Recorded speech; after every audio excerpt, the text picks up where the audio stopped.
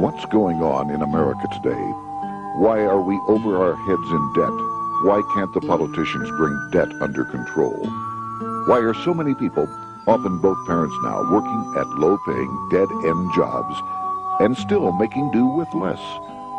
What's the future of the American economy and way of life? Why does the government tell us inflation is low when the buying power of our paychecks is declining at an alarming rate? Only a generation ago, bread was a quarter, and you could get a new car for $19.95. The problem is that since 1864, we've had a debt-based banking system. All our money is based on government debt. We cannot extinguish government debt without extinguishing our money supply. That's why talk of paying off the national debt without reforming our banking system is an impossibility. That's why the solution does not lie in discussing the size of the national debt, rather it lies in reforming our banking system. This is the Federal Reserve headquarters in Washington. It sits on this very impressive address, right on Constitution Avenue, right across from the Lincoln Memorial. But is it federal? Is it really part of the United States government? Well, what we're about to show you is that there's nothing federal about the Federal Reserve, and there are no reserves. The name is a deception created back before the Federal Reserve Act was passed in 1913 to make Americans think that America's central bank operates in the public interest. The truth is that the Federal Reserve is a private bank owned by private stockholders and run purely for their private profit. That's exactly correct. The Fed is a privately owned for-profit corporation which, again, has no reserves, at least no reserves available to back up the Federal Reserve notes, which is our common currency. Oh, absolutely. The Federal Reserve is neither federal and has doubtful reserves. It's a private bank that is owned by member banks. And it was chartered under the guise of deceit by an act of Congress in 1913. If there's still any doubt whether the Federal Reserve is a part of the U.S. government, check your local telephone book. In most cities, it is not listed in the blue government pages. It is listed in the business white pages right next to Federal Express, another private company. But more directly, U.S. courts have ruled time and time again that the Fed is a private corporation. Why can't Congress do something about the Fed? Most members of Congress just don't understand the system, and the few who do are afraid to speak up. For example, initially a veteran congressman from Chicago asked us if he could be interviewed for this video. However, both times our camera crew arrived at his office to do the interview, this was all we were able to film. The congressman never appeared, and eventually decided he no longer wanted to participate. But a few others in Congress have been bolder over the years. Here are 3 quick examples. In 1923, Representative Charles A. Lindbergh, a Republican from Minnesota, and father of the famed aviator Lucky Lindy, put it this way: the financial system has been turned over to the Federal Reserve Board. That board administers the finance system by authority of a purely profiteering group. The system is private, conducted for the sole purpose of obtaining the greatest possible profits from the use of other people's money. One of the most outspoken critics in Congress of the Fed was the former chairman of the House Banking and Currency Committee during the Great Depression years. Lewis T. McFadden, Republican of Pennsylvania, said in 1932, "We have in this country one of the most corrupt institutions the world has ever known. I refer to the Federal Reserve Board. This evil institution has impoverished the people of the United States and has practically bankrupted our government. It has done this through the corrupt practices of the moneyed vultures who control it." Senator Barry Goldwater was a frequent critic of the Fed. Most Americans have no real understanding of the operation of the international moneylenders. The accounts of the Federal Reserve System have never been audited. It operates outside the control of Congress and manipulates the credit of the United States. The Federal Reserve really even though it is not part of the federal government, it is more powerful than the federal government. It's more powerful than the president, the Congress, and the courts. Now, a lot of people challenge me on that, but let me prove my case. The Federal Reserve determines what the average person's car payment is going to be, what their house payment is going to be, and whether they have a job or not. And I submit to you that that's total control. And the Federal Reserve is the largest single creditor of the United States government. What does Proverbs tell us? The borrower is servant to the lender.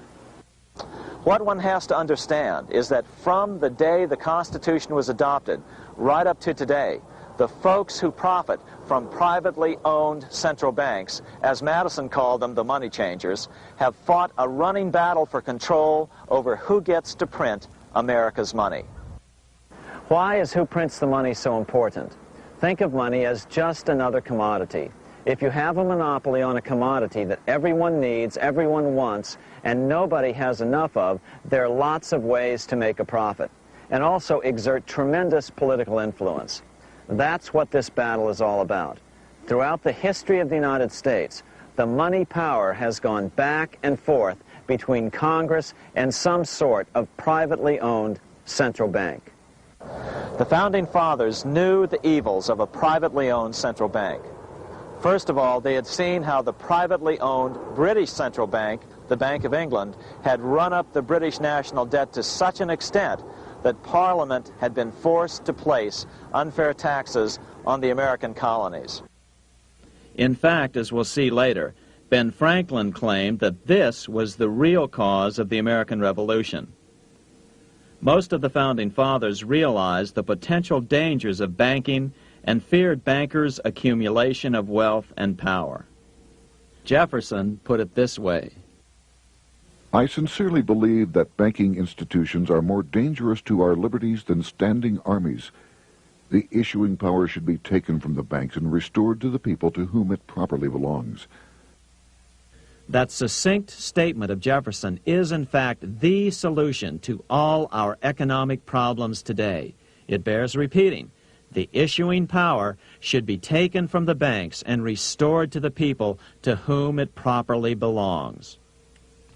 James Madison, the main author of the Constitution, agreed. Interestingly, he called those behind the central bank scheme money changers. Madison strongly criticized their actions.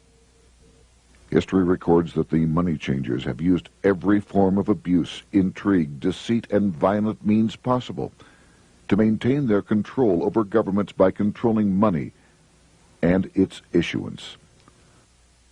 The battle over who gets to issue our money has been the pivotal issue throughout the history of the United States. Wars are fought over it, depressions are caused to acquire it. Yet after World War I, this battle was rarely mentioned in newspapers or history books. Why? By World War I, the money changers, with their dominant wealth, had seized control of most of the nation's press. Throughout U.S. history, this battle over who gets the power to issue our money has raged. In fact, it's changed hands back and forth 8 times since 1764, yet this fact has virtually vanished from public view for over 3 generations behind a smokescreen emitted by Fed cheerleaders in the media. Until we stop talking about deficits and government spending and start talking about who controls how much money we have, it's all just a big shell game, a complete and utter deception. It won't matter if you pass an ironclad amendment to the Constitution mandating a balanced budget. Our situation is only going to get worse until we root out the cause at its source. What's the solution for our national problem? First of all, education. That's what this video presentation is all about. But secondly, we must act. We must take back the power to issue our own money. Issuing our own money is not a radical solution. I want to stress that. It's the same solution used at different points in U.S. history by men like Benjamin Franklin, Thomas Jefferson, Andrew Jackson, Martin Van Buren, and Abraham Lincoln. So, to sum it up, in 1913, Congress gave an independent central bank, deceptively named the Federal Reserve, a monopoly over issuing America's money. And the debt generated by this quasi-private corporation is what is killing the American economy. Though the Federal Reserve is now the most powerful central bank in the world, it was not the first. So where did this idea come from? To really understand the magnitude of the problem, we have to travel back to Europe. Just who are these money changers James Madison spoke of? In the Bible, 2,000 years ago, Jesus drove the money changers from the temple. It was the only time Jesus used force during his ministry. What were money changers doing in the temple? When Jews came to Jerusalem to pay their temple tax, they could only pay it with a special coin, the half shekel of the sanctuary. This was a half ounce of pure silver about this size. It was the only coin around at that time which was pure silver and of assured weight without the image of a pagan emperor.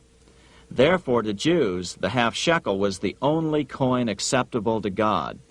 But these coins were not plentiful. The money changers had cornered the market on them. Then they raised the price, just like any other commodity, to whatever the market would bear. In other words, money changers were making exorbitant profits because they held a virtual monopoly on money. The Jews had to pay whatever they demanded. To Jesus, this totally violated the sanctity of God's house.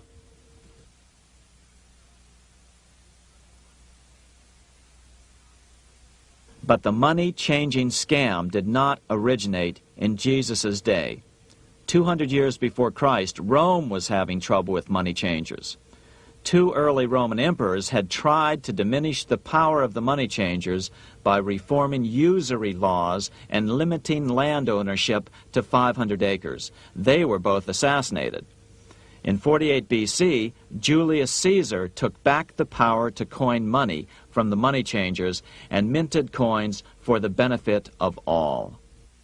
With this new, plentiful supply of money, he built great public works projects.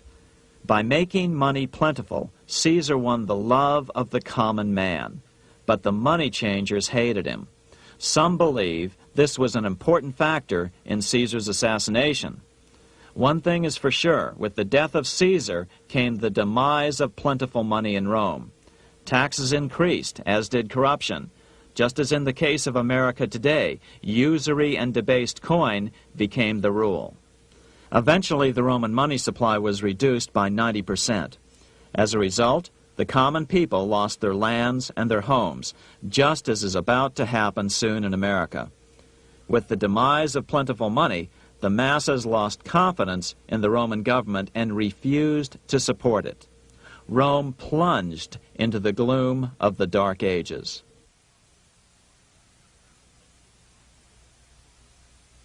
A 1,000 years after the death of Christ, money changers, those who loan out and manipulate the quantity of money, were active in medieval England. In fact, they were so active that acting together, they could manipulate the entire English economy. These were not bankers per se. The money changers generally were the goldsmiths. They were the first bankers because they started keeping other people's gold for safekeeping in their vaults. The first paper money was merely a receipt for gold left at the goldsmith. Paper money caught on because it was more convenient than carrying around a lot of heavy gold and silver coins. Eventually, goldsmiths noticed that only a small fraction of the depositors ever came in and demanded their gold at any one time. Goldsmiths started cheating on the system. They discovered that they could print more money than they had gold, and usually no one would be the wiser. Then they could loan out this extra money and collect interest on it. This was the birth of fractional reserve banking. That is, loaning out many times more money than you have assets on deposit. So, if $1,000 in gold were deposited with them, they could loan out about $10,000 in paper money and draw interest payments on it, and no one would ever discover the deception. By this means, goldsmiths gradually accumulated more and more wealth and used this wealth to accumulate more and more gold. Today, this practice of loaning out more money than there are reserves is known as fractional reserve banking. Every bank in the United States is allowed to loan out at least 10 times more money than they actually have. That's why they get rich on charging, let's say, 8% interest. It's not really 8% per year, which is their income. It's 80%. That's why bank buildings are always the largest in town. But does that mean that all interest or all banking should be illegal? Hardly.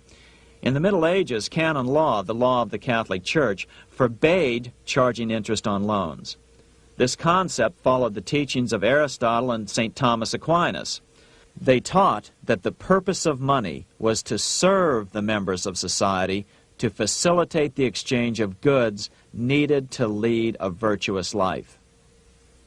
Interest, in their belief, hindered this purpose by putting an unnecessary burden on the use of money. In other words, interest was contrary to reason and justice.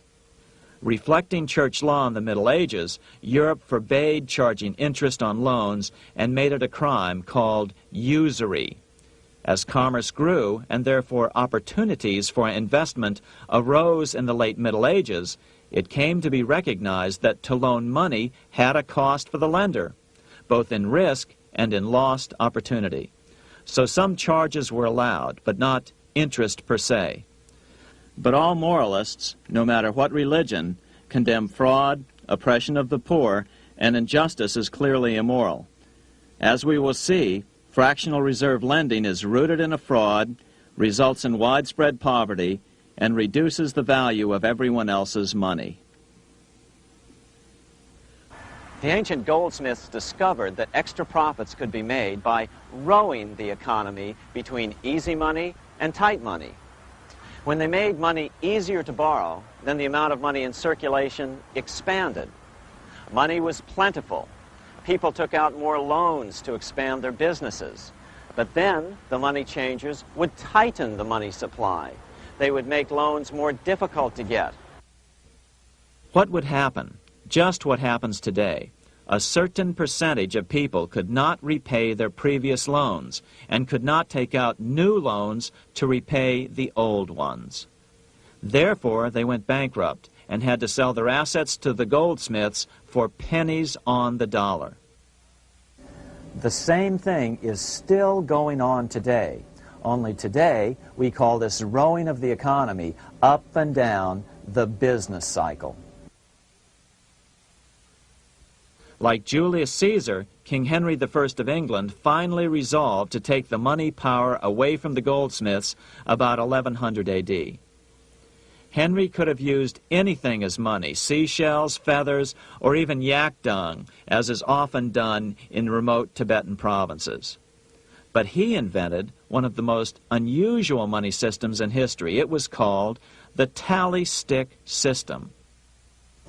Here I have one of the few surviving examples of this form of British money, which lasted 726 years until 1826, a tally stick.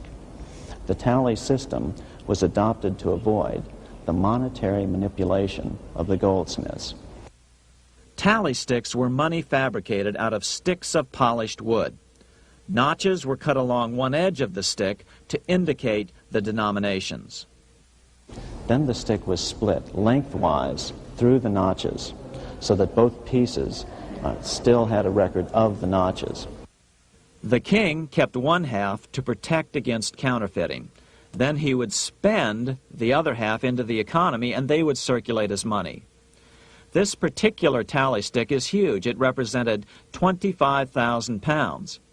One of the original stockholders in the Bank of England purchased his original shares with this stick.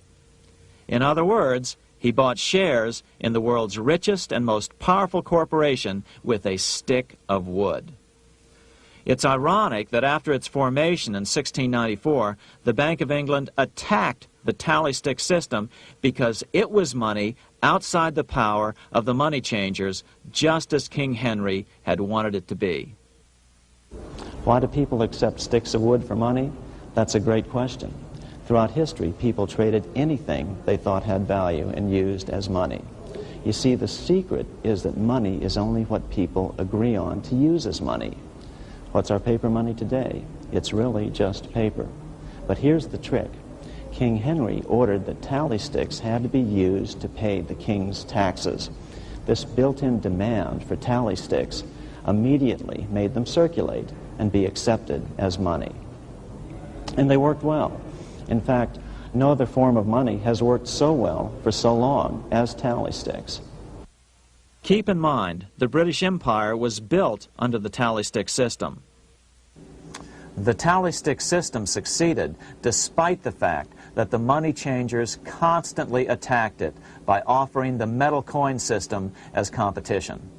In other words, metal coins never went completely out of circulation, but tally sticks hung on because they were good for the payment of taxes. Finally, in the 1500s, King Henry VIII relaxed the laws concerning usury, and the money changers wasted no time reasserting themselves. They quickly made their gold and silver money plentiful for a few decades. But when Queen Mary took the throne and tightened the usury laws again, the money changers renewed the hoarding of gold and silver coins, forcing the economy to plummet. When Queen Mary's sister, Queen Elizabeth I, took the throne, she was determined to regain control over English money. Her solution was to issue gold and silver coins from the public treasury and take the control over the money supply away from the money changers. Although control over money was not the only cause of the English Revolution in 1642, religious differences fueled the conflict. Monetary policy played a major role. Financed by the money changers, Oliver Cromwell finally overthrew King Charles, purged the Parliament, and put the king to death. The money changers were immediately allowed to consolidate their financial power. The result was that for the next 50 years, the money changers plunged Great Britain into a series of costly wars. They took over a square mile of property in the center of London, known as the City of London. This area today is still known as one of the 3 predominant financial centers of the world. Conflicts with the Stuart kings led the money changers in England to combine with those in the Netherlands to finance the invasion of William of Orange, who overthrew the Stuarts in 1688 and took the English throne.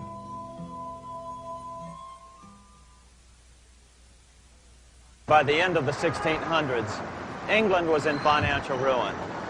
50 years of more or less continuous wars with France and Holland had exhausted her. Frantic government officials met with the money changers to beg for the loans necessary to pursue their political purposes. The price was high. A government-sanctioned, privately owned bank which could issue money created out of nothing. It was to be the modern world's first privately owned central bank, the Bank of England.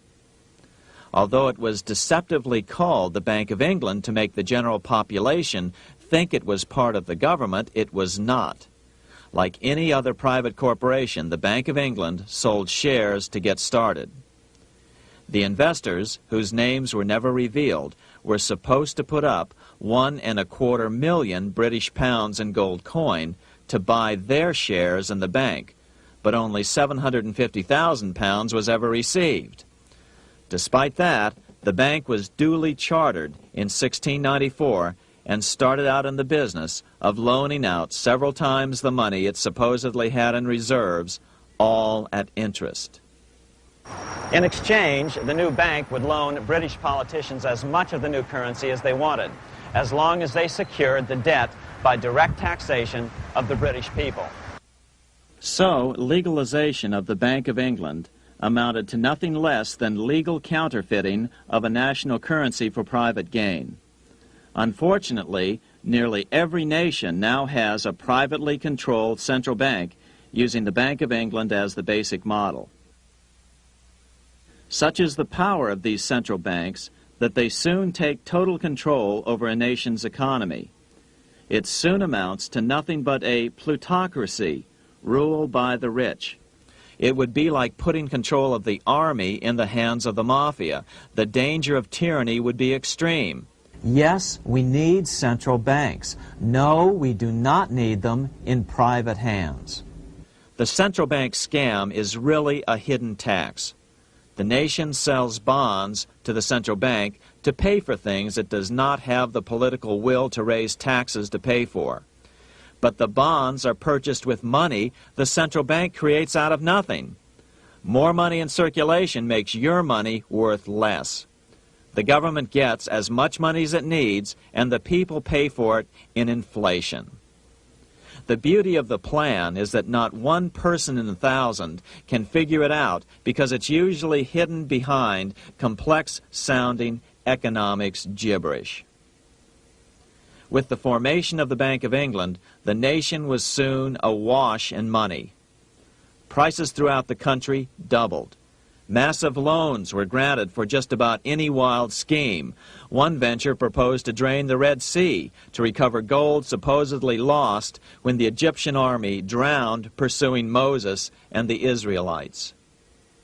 By 1698, government debt grew from the initial £1.25 million to £16 million. Naturally, taxes were increased and then increased again to pay for all of this. With the British money supply firmly in their grip, the British economy began a wild roller coaster series of booms and depressions, exactly the sort of thing a central bank claims it is determined to prevent.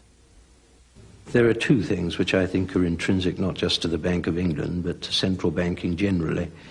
The first is an involvement in the formulation of monetary policy with the specific objective of achieving monetary stability. However, since the Bank of England took control, the British pound has rarely been stable. Now let's take a look at the role of the Rothschild family, the family said to be the wealthiest in the world.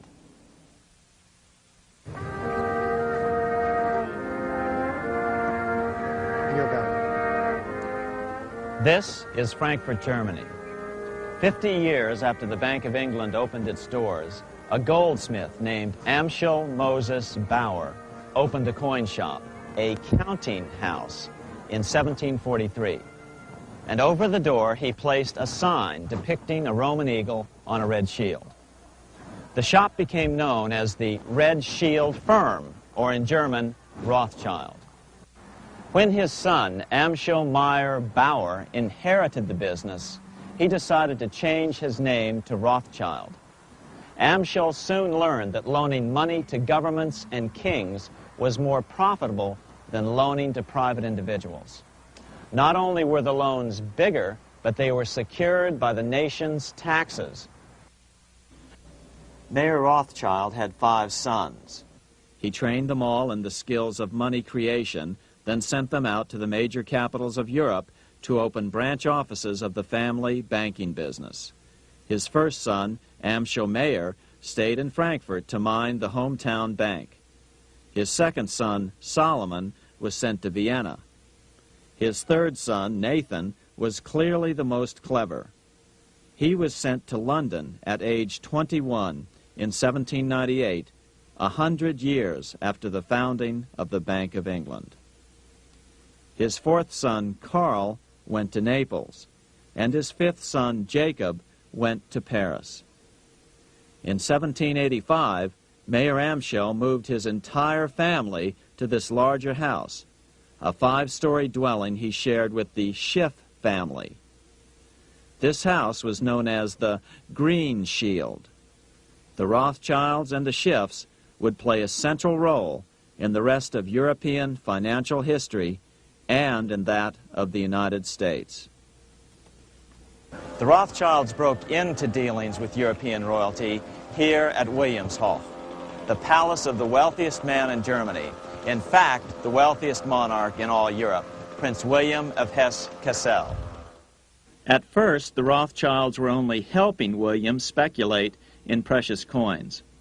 But when Napoleon chased Prince William into exile, he sent £550,000, a gigantic sum at that time, to Nathan Rothschild in London with instructions for him to buy consols, British government bonds, also called government stock.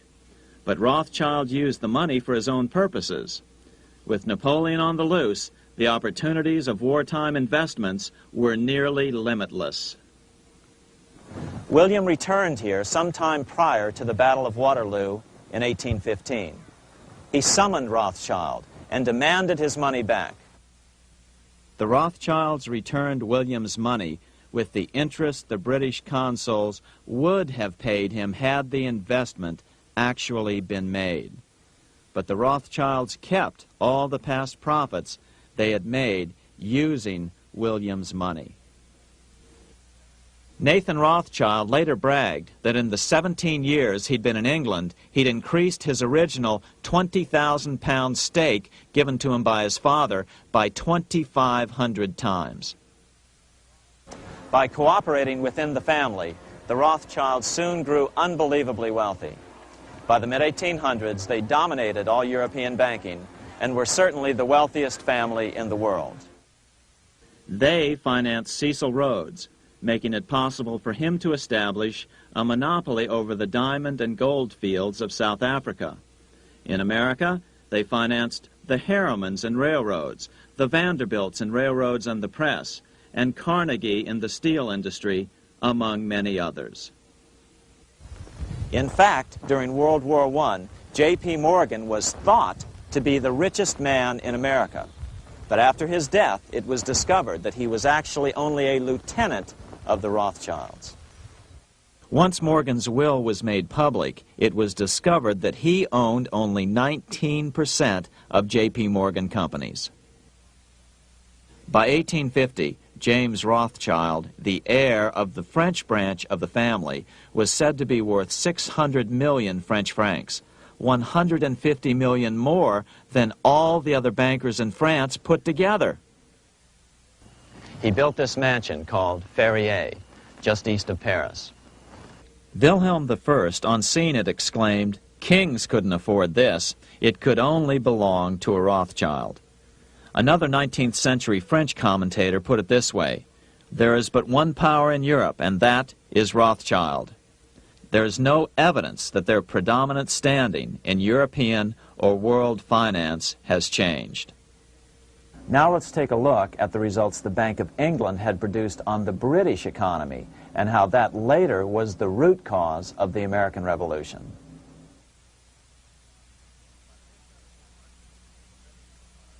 By the mid-1700s, the British Empire was nearing its height of power around the world.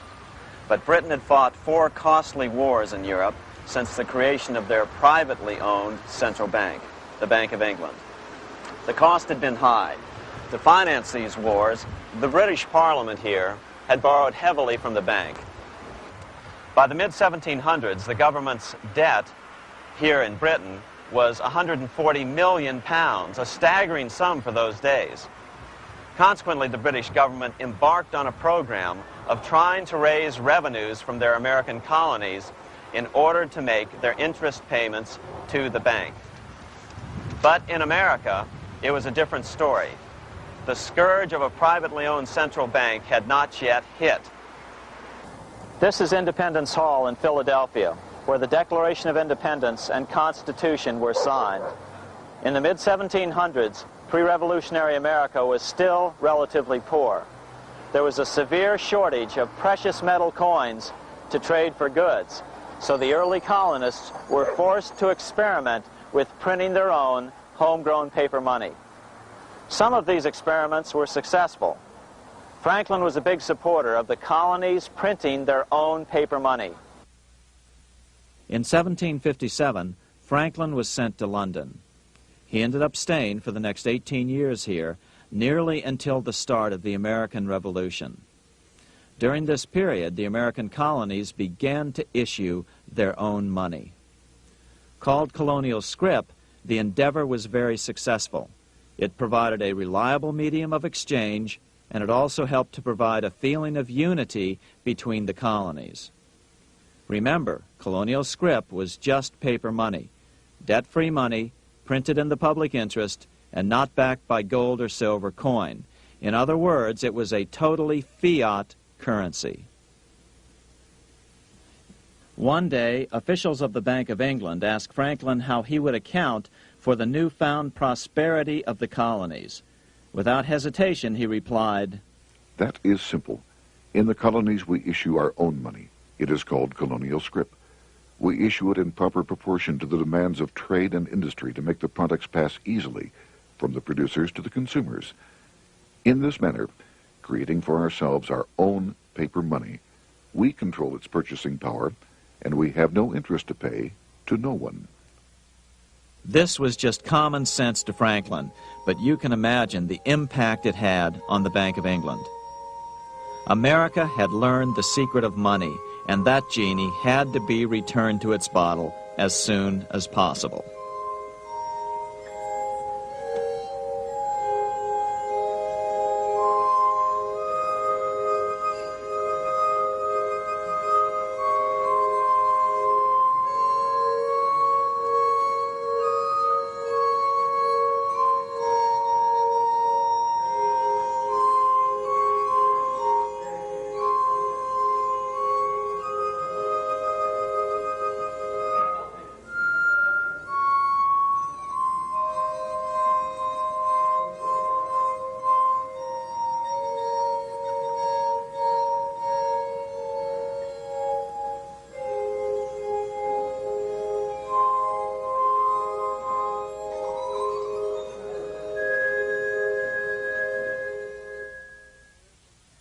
As a result, Parliament hurriedly passed the Currency Act of 1764. This prohibited colonial officials from issuing their own money and ordered them to pay all future taxes in gold or silver coins. In other words, it forced the colonies on a gold or silver standard. For those who still believe that a gold standard is the answer for America's current monetary problems, look what happened to America after that. Writing in his autobiography, Franklin said, "In 1 year, the conditions were so reversed that the era of prosperity ended and a depression set in to such an extent that the streets of the colonies were filled with unemployed." Franklin claims that this was even the basic cause for the American Revolution. As Franklin put it in his autobiography, The colonies would gladly have borne a little tax on tea and other matters had it not been that England took away from the colonies their money, which created unemployment and dissatisfaction. The inability of the colonists to get the power to issue their own money permanently out of the hands of George III and the international bankers was the prime reason for the Revolutionary War. by the time the first shots were fired in Lexington, Massachusetts, on April 19, 1775, the colonies had been drained of gold and silver coin by British taxation. As a result, the Continental government had no choice but to print money to finance the war. At the start of the Revolution, the U.S. money supply stood at $12 million. By the end of the war, it was nearly $500 million. As a result, the currency was virtually worthless. Shoes sold for $5,000 a pair. Colonial scrip had worked because just enough was issued to facilitate trade. As George Washington lamented, a wagon load of money will scarcely purchase a wagon load of provisions. Today, those who support a gold-backed currency point to this period during the Revolution to demonstrate the evils of a fiat currency. But remember, the same currency had worked so well 20 years earlier during times of peace that the Bank of England had Parliament outlaw it.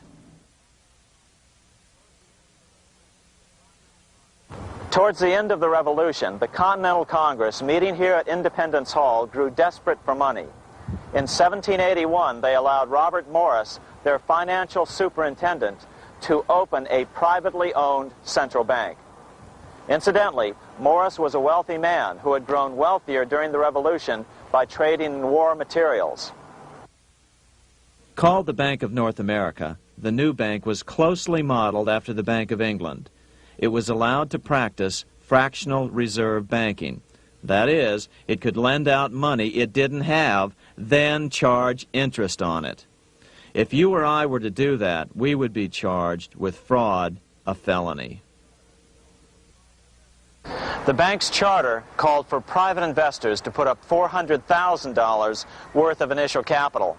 But when Morris was unable to raise the money, he brazenly used his political influence to have gold deposited in the bank, which had been loaned to America by France. He then loaned this money to himself and his friends to reinvest in shares of the bank. And, like the Bank of England, the bank was given a monopoly over the national currency. Soon the dangers became clear. The value of American currency continued to plummet.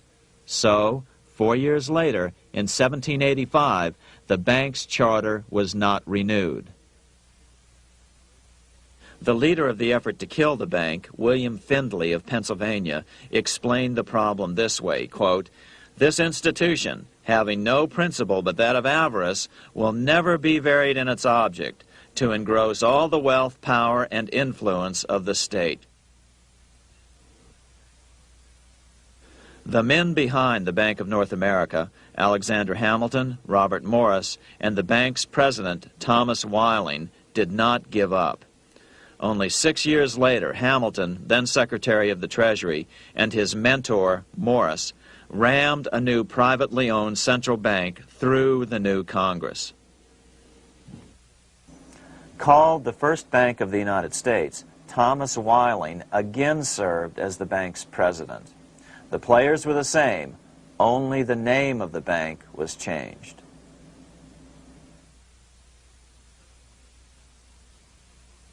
In 1787, colonial leaders assembled in Philadelphia to replace the ailing Articles of Confederation. As we saw earlier, both Thomas Jefferson and James Madison were unalterably opposed to a privately owned central bank. They had seen the problems caused by the Bank of England. They wanted nothing of it. As Jefferson later put it, "If the American people ever allow private banks to control the issue of their currency, first by inflation, then by deflation, the banks and the corporations which grow up around them will deprive the people of all property until their children wake up homeless on the continent their fathers conquered." During the debate over the future monetary system, another one of the founding fathers, Gouverneur Morris, castigated the motivations of the owners of the Bank of North America. Gouverneur Morris headed the committee that wrote the final draft of the Constitution. Morris knew the motivations of the bank well. Along with his old boss, Robert Morris, Gouverneur Morris and Alexander Hamilton were the ones who had presented the original plan for the Bank of North America to the Continental Congress in the last year of the Revolution. In a letter he wrote to James Madison on July 2nd, 1787, Gouverneur Morris revealed what was really going on. "The rich will strive to establish their dominion and enslave the rest. They always did. They always will.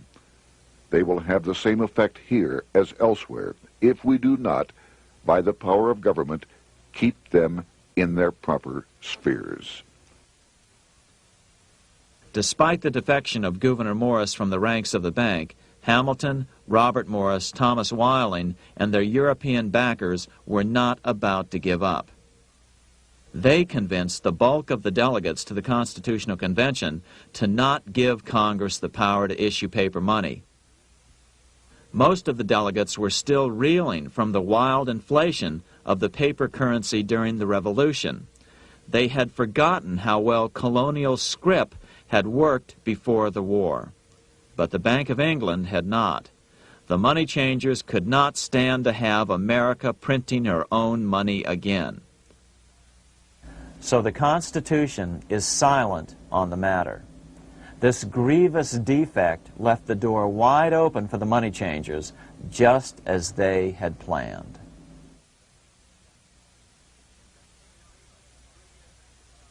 In 1790, less than 3 years after the Constitution had been signed, the money changers struck again. The newly appointed first Secretary of the Treasury, Alexander Hamilton, proposed a bill to the Congress calling for a new, privately owned central bank. Coincidentally, that was the very year that Amschel Rothschild made his pronouncement from his flagship bank in Frankfurt. Let me issue and control a nation's money, and I care not who writes the laws. Alexander Hamilton was a tool of the international bankers, and he wanted to create the U.S. Bank, the BUS, or the Bank of the United States, and did so.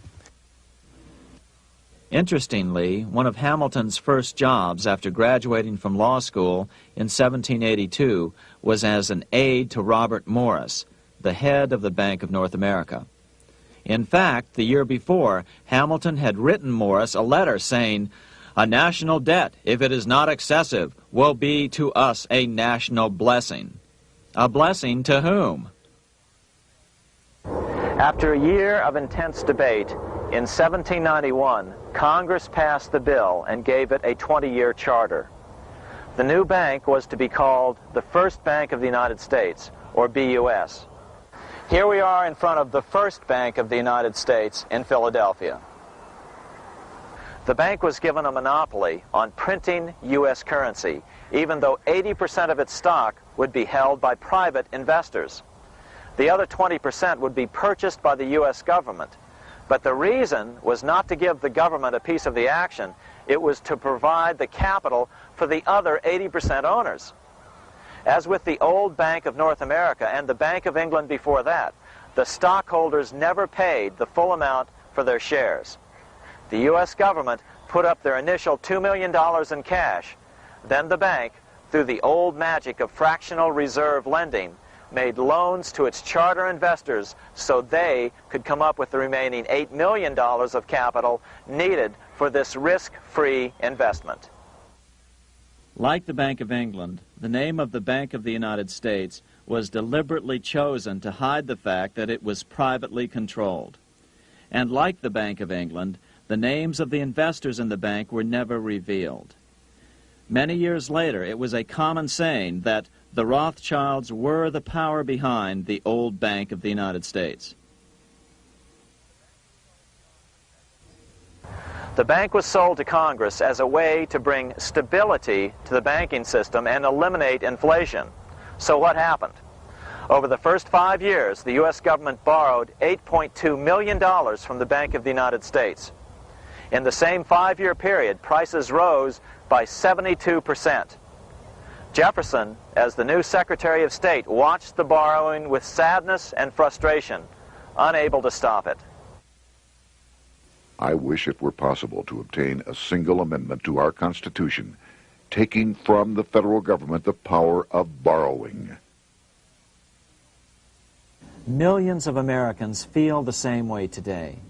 They watch in helpless frustration as the federal government borrows the American economy into oblivion. So, although it was called the First Bank of the United States, it was not the first attempt at a privately owned central bank in this country. As with the Bank of North America, the government put up most of the cash to get this private bank going, then the bankers loaned the money to each other to buy the remaining stock in the bank. It was a scam, plain and simple, and they wouldn't be able to get away with it for long. But first, we have to travel back to Europe to see how a single man was able to manipulate the entire British economy by obtaining the first news of Napoleon's final defeat.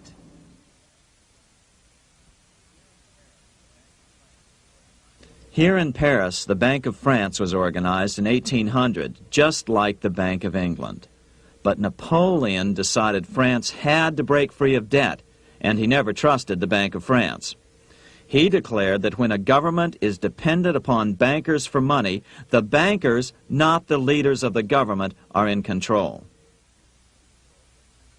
The hand that gives is above the hand that takes. Money has no motherland. Financiers are without patriotism and without decency. Their sole object is gain. Back in America, unexpected help was about to arrive. In 1800, Thomas Jefferson narrowly defeated John Adams to become the third president of the United States. By 1803, Jefferson and Napoleon had struck a deal.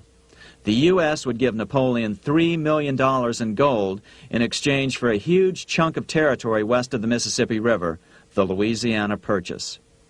With that $3 million, Napoleon quickly forged an army and set off across Europe, conquering everything in his path. But the Bank of England quickly rose to oppose him. They financed every nation in his path, reaping the enormous profits of war. Prussia, Austria, and finally Russia all went heavily into debt in a futile attempt to stop Napoleon. 4 years later, with the main French army in Russia, 30-year-old Nathan Rothschild, the head of the London office of the Rothschild family, personally took charge of a bold plan to smuggle a much-needed shipment of gold right through France to finance an attack by the Duke of Wellington from Spain. Nathan later bragged at a dinner party in London that it was the best business he'd ever done. Little did he know that he would do much better business in the near future. Wellington's attacks from the south and other defeats eventually forced Napoleon to abdicate, and Louis XVIII was crowned king. Napoleon was exiled to Elba, a tiny island off the coast of Italy, supposedly exiled from France forever. While Napoleon was in exile on Elba, temporarily defeated by England with the financial help of the Rothschilds, America was trying to break free of its central bank as well.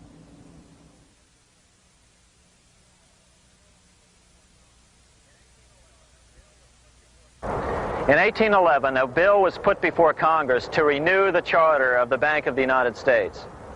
The debate grew very heated, and the legislatures of both Pennsylvania and Virginia passed resolutions asking Congress to kill the bank. The press corps of the day attacked the bank openly, calling it a great swindle, a vulture, a viper, and a cobra.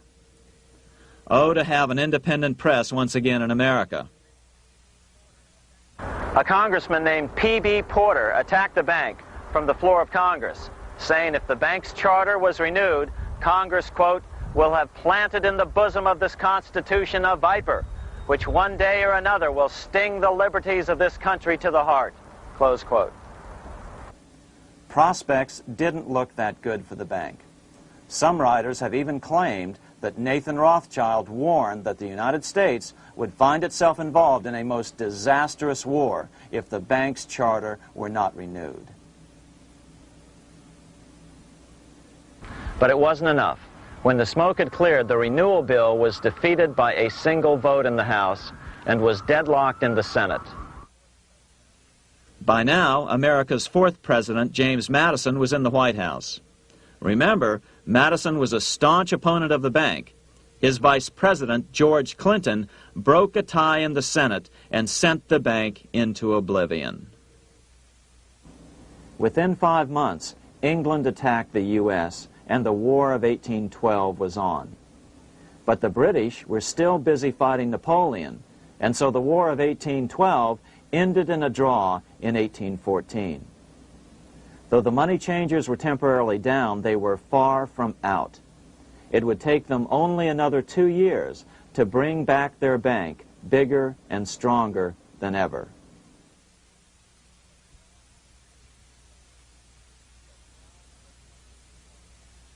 But now let's return to Napoleon, because nothing else in history more aptly demonstrates the ingenuity of the Rothschild family than their control of the British stock market after Waterloo.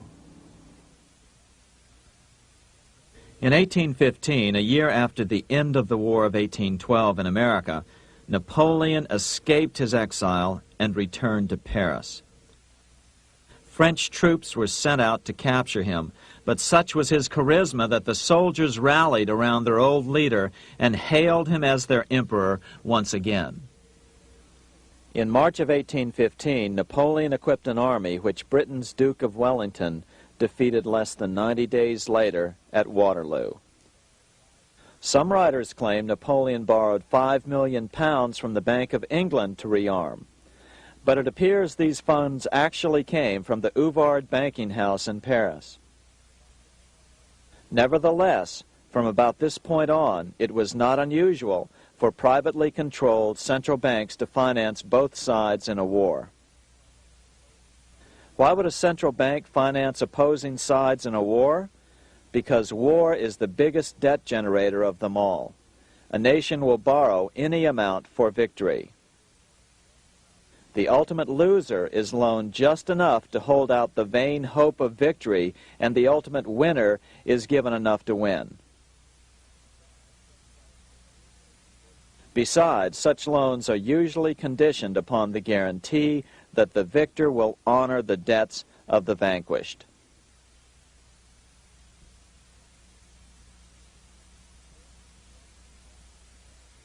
This is the Waterloo battlefield about 200 miles northeast of Paris in what today is Belgium.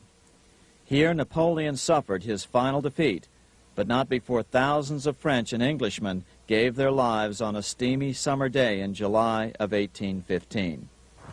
Right over there, on June 18, 1815, 74,000 French troops met 67,000 troops from Britain and other European nations.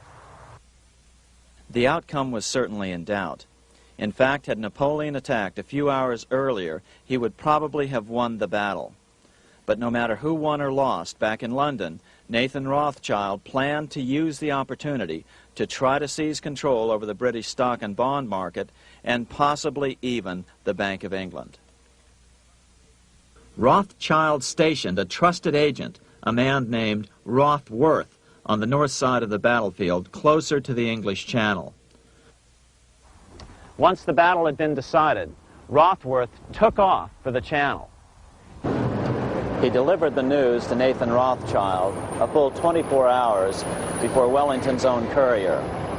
Rothschild hurried to the stock market and took up his usual position in front of an ancient pillar. All eyes were on him.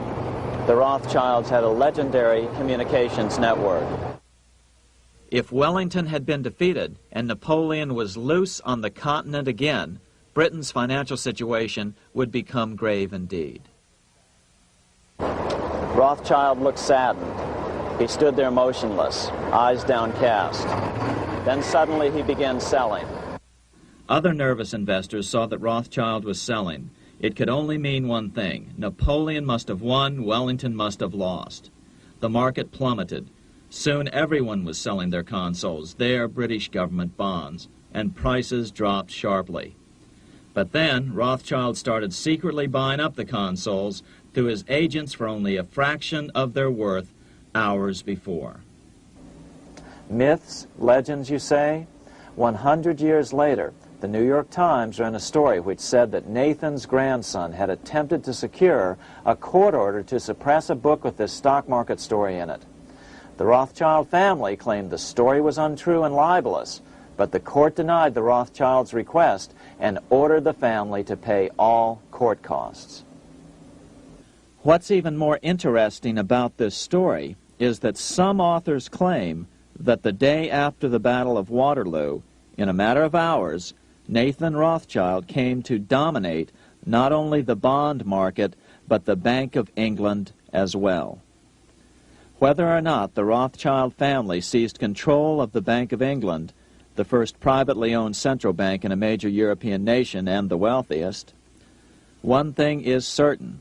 By the mid-1800s, the Rothschilds were the richest family in the world, bar none. They dominated the new government bond markets and branched into other banks and industrial concerns. In fact, the rest of the 19th century was known as the Age of the Rothschilds. Despite this overwhelming wealth, the family has generally cultivated an aura of invisibility. Although the family controls scores of industrial, commercial, mining, and tourist corporations, only a handful bear the Rothschild name. By the end of the 19th century, one expert estimated that the Rothschild family controlled half the wealth of the world. Whatever the extent of their vast wealth, it is reasonable to assume that their percentage of the world's wealth has increased since then. But since the turn of the century, the Rothschilds have cultivated the notion that their power has somehow waned even as their wealth increases.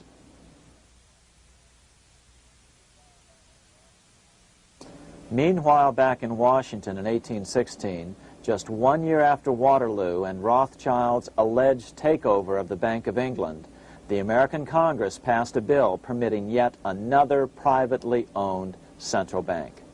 This bank was called the Second Bank of the United States. The new bank's charter was a copy of the previous banks. The U.S. government would own 20% of the shares of the bank. Of course, the federal share was paid by the Treasury up front into the bank's coffers. Then, through the magic of fractional reserve lending, it was transformed into loans to private investors who then bought the remaining 80% of the shares. Just as before, the primary stockholders remained a secret. But it is known that the largest block of shares, about 1/3 of the total, were sold to foreigners. As one observer put it, it is certainly no exaggeration to say that the Second Bank of the United States was rooted as deeply in Britain as it was in America. So, by 1816, some authors claim the Rothschilds had taken control over the Bank of England and backed a new, privately owned central bank in America as well.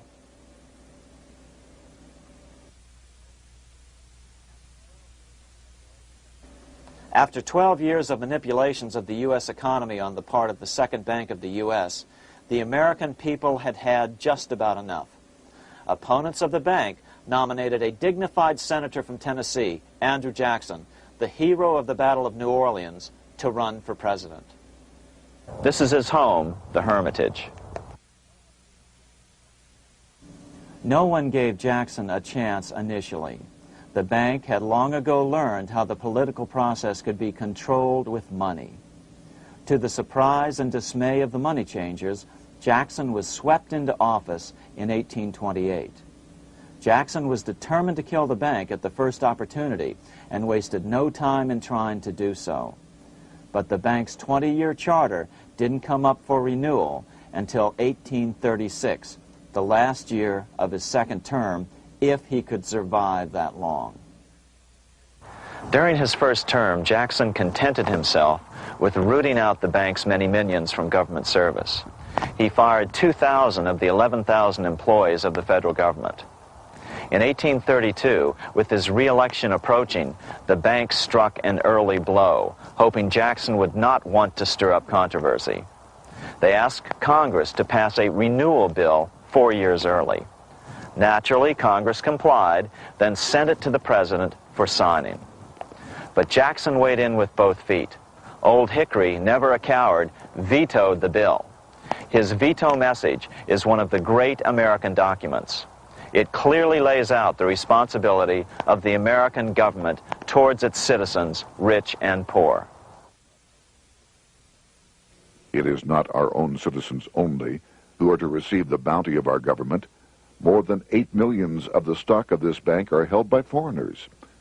Is there no danger to our liberty and independence in a bank that in its nature has so little to bind it to our country? Controlling our currency, receiving our public monies, and holding thousands of our citizens' independence would be more formidable and dangerous than a military power of the enemy.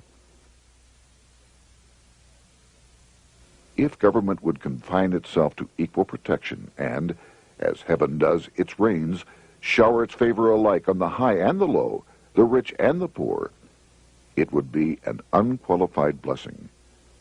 In the act before me, there seems to be a wide and unnecessary departure from these just principles. Later that year, in July 1832, Congress was unable to override Jackson's veto. Now Jackson had to stand for re-election. Jackson took his argument directly to the people. For the first time in U.S. history, Jackson took his presidential campaign on the road.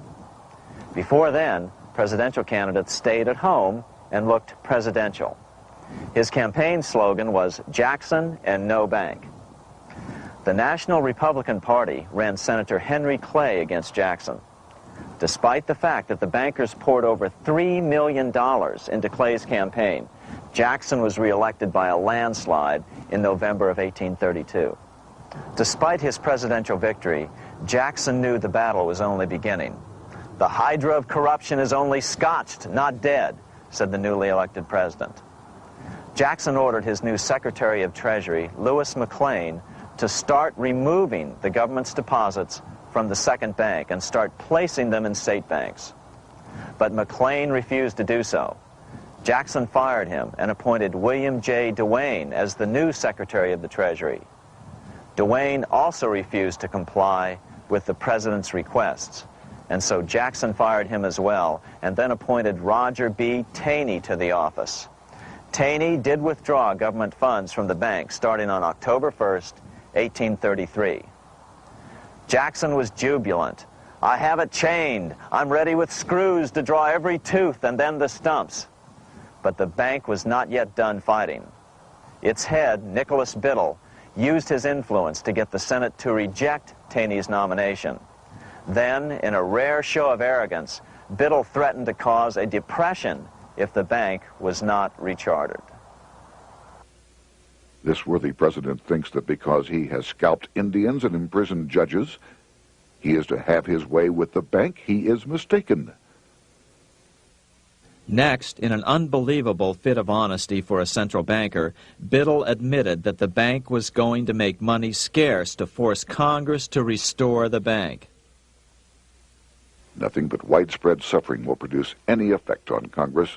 Our only safety is in pursuing a steady course of firm restriction, and I have no doubt that such a course will ultimately lead to restoration of the currency and the recharter of the bank. What a stunning revelation. Here was the pure truth, revealed with shocking clarity. Biddle intended to use the money contraction power of the bank to cause a massive depression until America gave in. Unfortunately, this has happened time and time again throughout U.S. history and is about to happen again in today's world. Nicholas Biddle made good on his threat.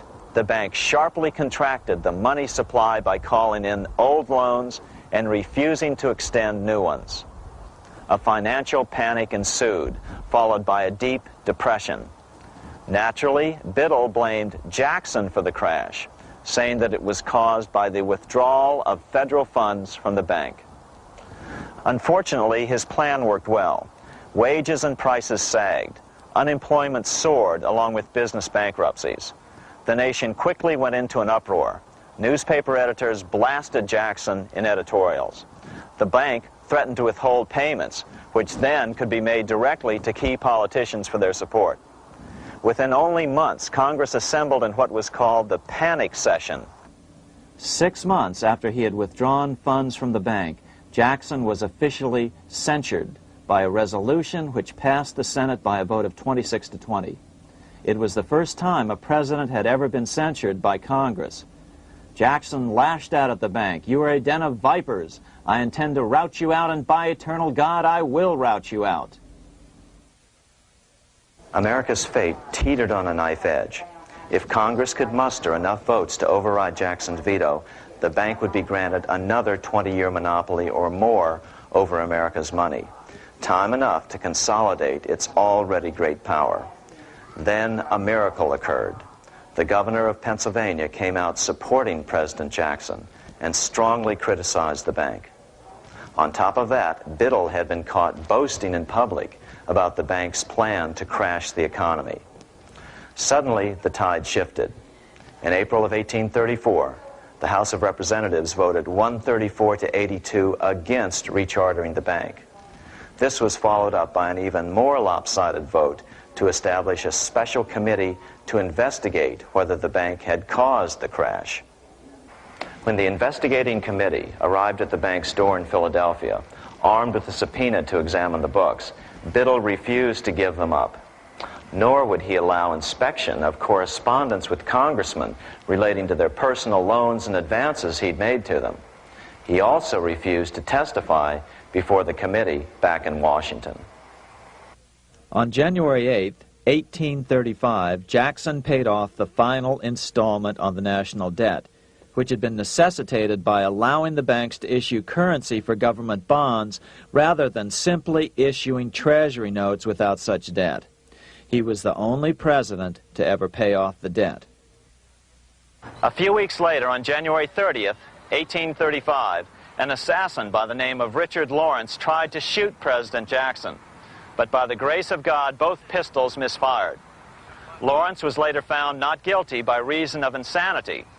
After his release, he bragged to friends that powerful people in Europe had put him up to the task and promised to protect him if he were caught. The following year, when its charter ran out, the Second Bank of the United States ceased functioning as the nation's central bank. Biddle was later arrested and charged with fraud. He was tried and acquitted, but died shortly thereafter while still tied up in civil suits.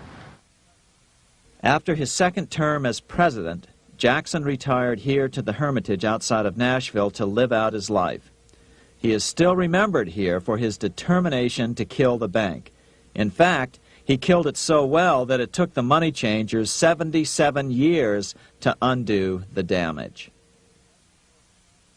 When asked what his most important accomplishment had been, Jackson replied, "I killed the bank." Unfortunately, even Jackson failed to grasp the entire picture and its root cause.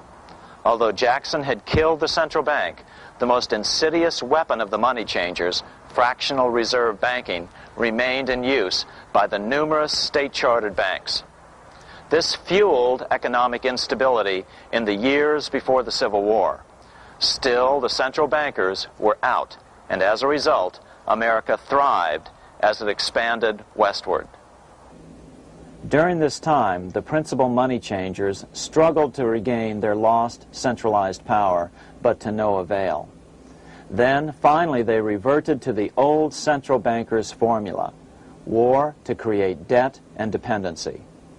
If they couldn't get their central bank any other way, America could be brought to its knees by plunging it into a civil war, just as they had done in 1812 after the first Bank of the United States was not rechartered. 1 month after the inauguration of Abraham Lincoln, the first shots of the American Civil War were fired here at Fort Sumter, South Carolina, on April 12, 1861. Certainly slavery was a cause for the Civil War, but not the primary cause. Lincoln knew that the economy of the South depended upon slavery, and so before the Civil War, he had no intention of eliminating it. Lincoln had put it this way in his inaugural address only 1 month earlier. I have no purpose, directly or indirectly, to interfere with the institution of slavery in the states where it now exists. I believe I have no lawful right to do so, and I have no inclination to do so. Even after the first shots were fired here at Fort Sumter, Lincoln continued to insist that the Civil War was not about the issue of slavery.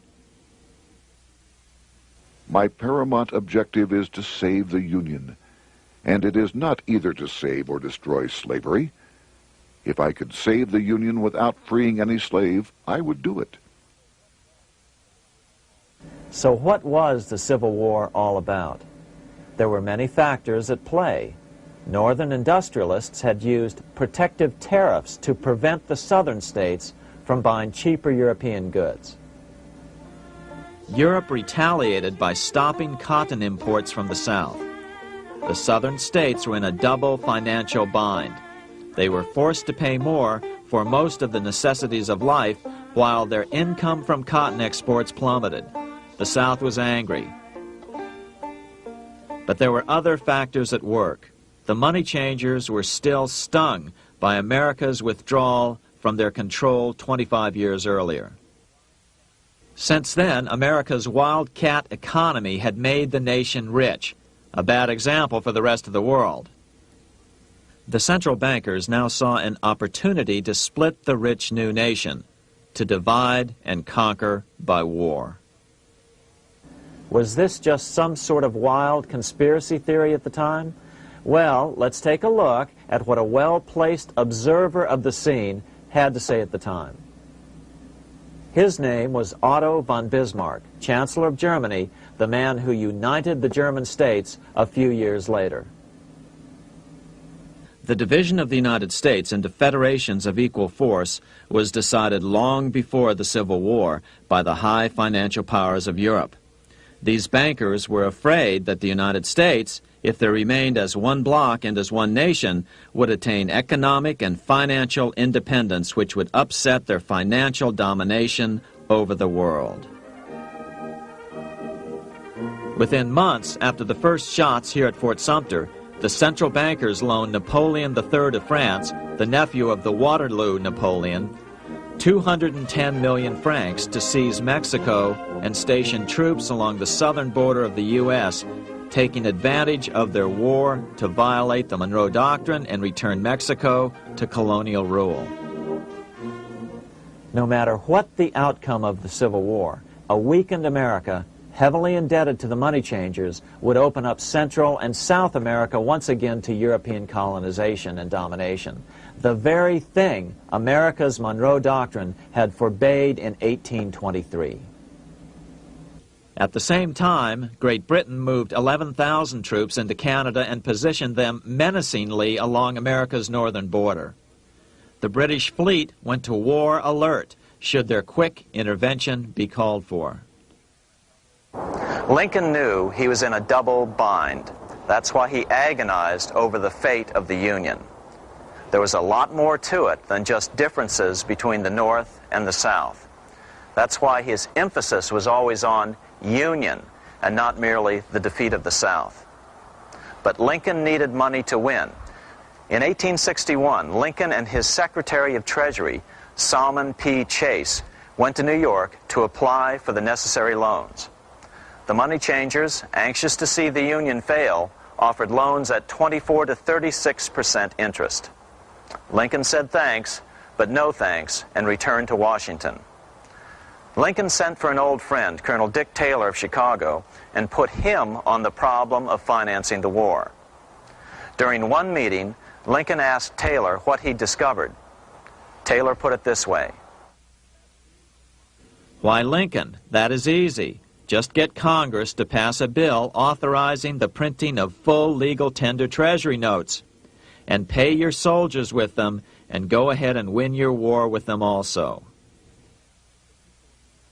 When Lincoln asked if the people of the United States would accept the notes, Taylor said, "The people, or anyone else, will not have any choice in the matter if you make them full legal tender. They will have the full sanction of the government and be just as good as any money, as Congress is given that express right by the Constitution." So that's exactly what Lincoln did.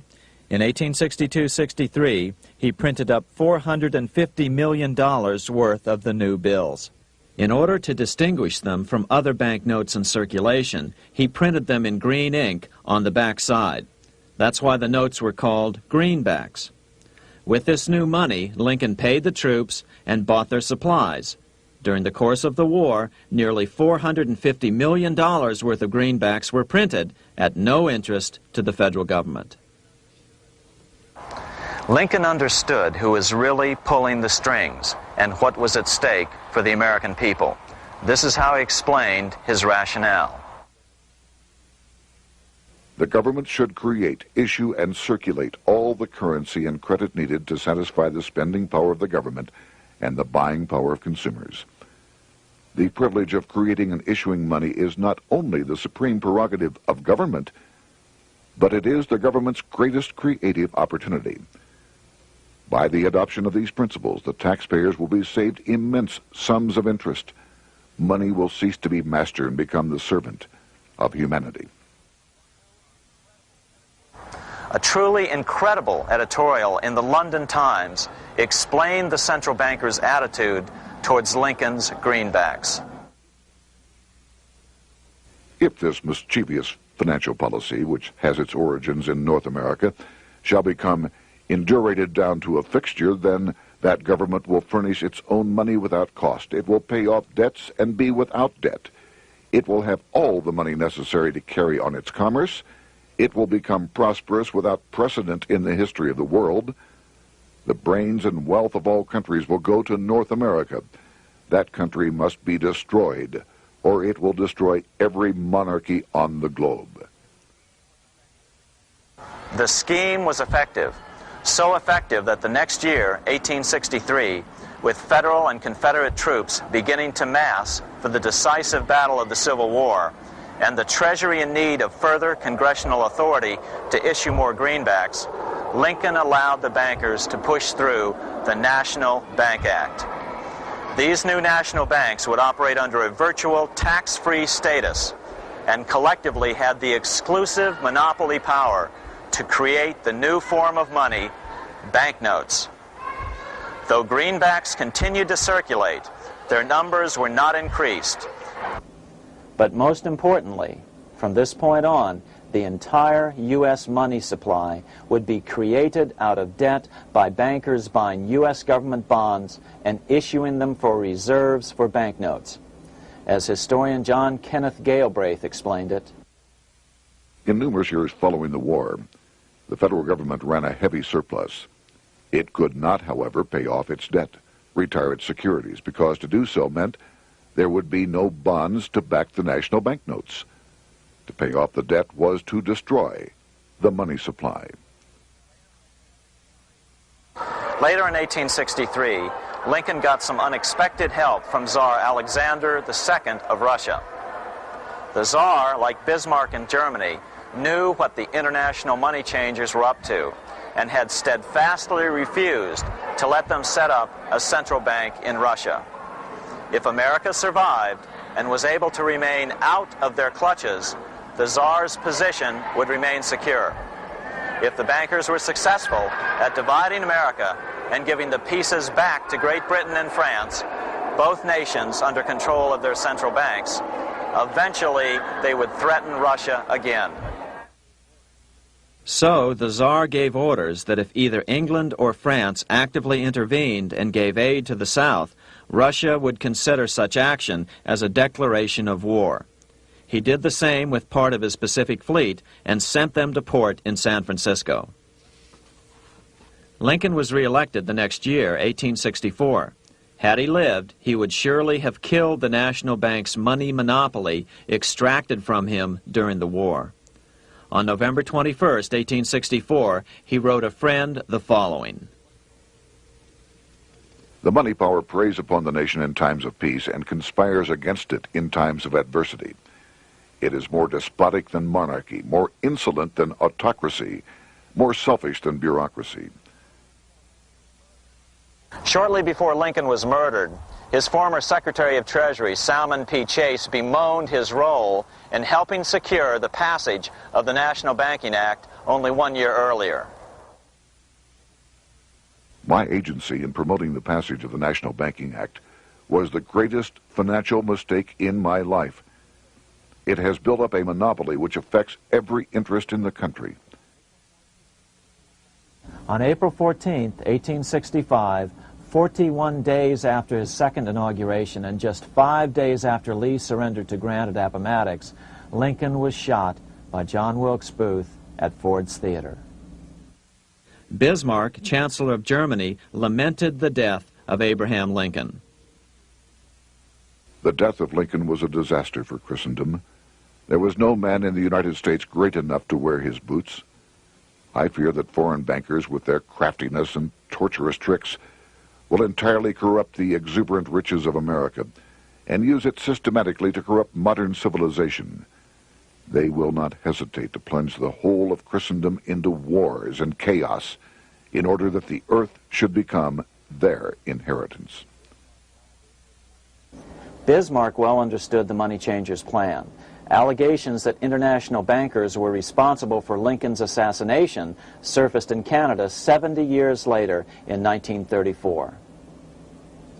Gerald G. McGeer, a popular and well-respected Canadian attorney, revealed this stunning charge in a 5-hour speech before the Canadian House of Commons, blasting Canada's debt-based money system. Remember, it was 1934, the height of the Great Depression, which was ravaging Canada as well. McGeer had obtained evidence deleted from the public record, provided to him by Secret Service agents at the trial of John Wilkes Booth, after Booth's death. McGeer said it showed that Booth was a mercenary working for the international bankers. According to an article in the Vancouver Sun of May 2nd, 1934, Abraham Lincoln, the martyred emancipator of the slaves, was assassinated through the machinations of a group representative of the international bankers who feared the United States President's national credit ambitions. There was only one group in the world at that time who had any reason to desire the death of Lincoln. They were the men opposed to his national currency program and who had fought him throughout the whole Civil War on his policy of greenback currency.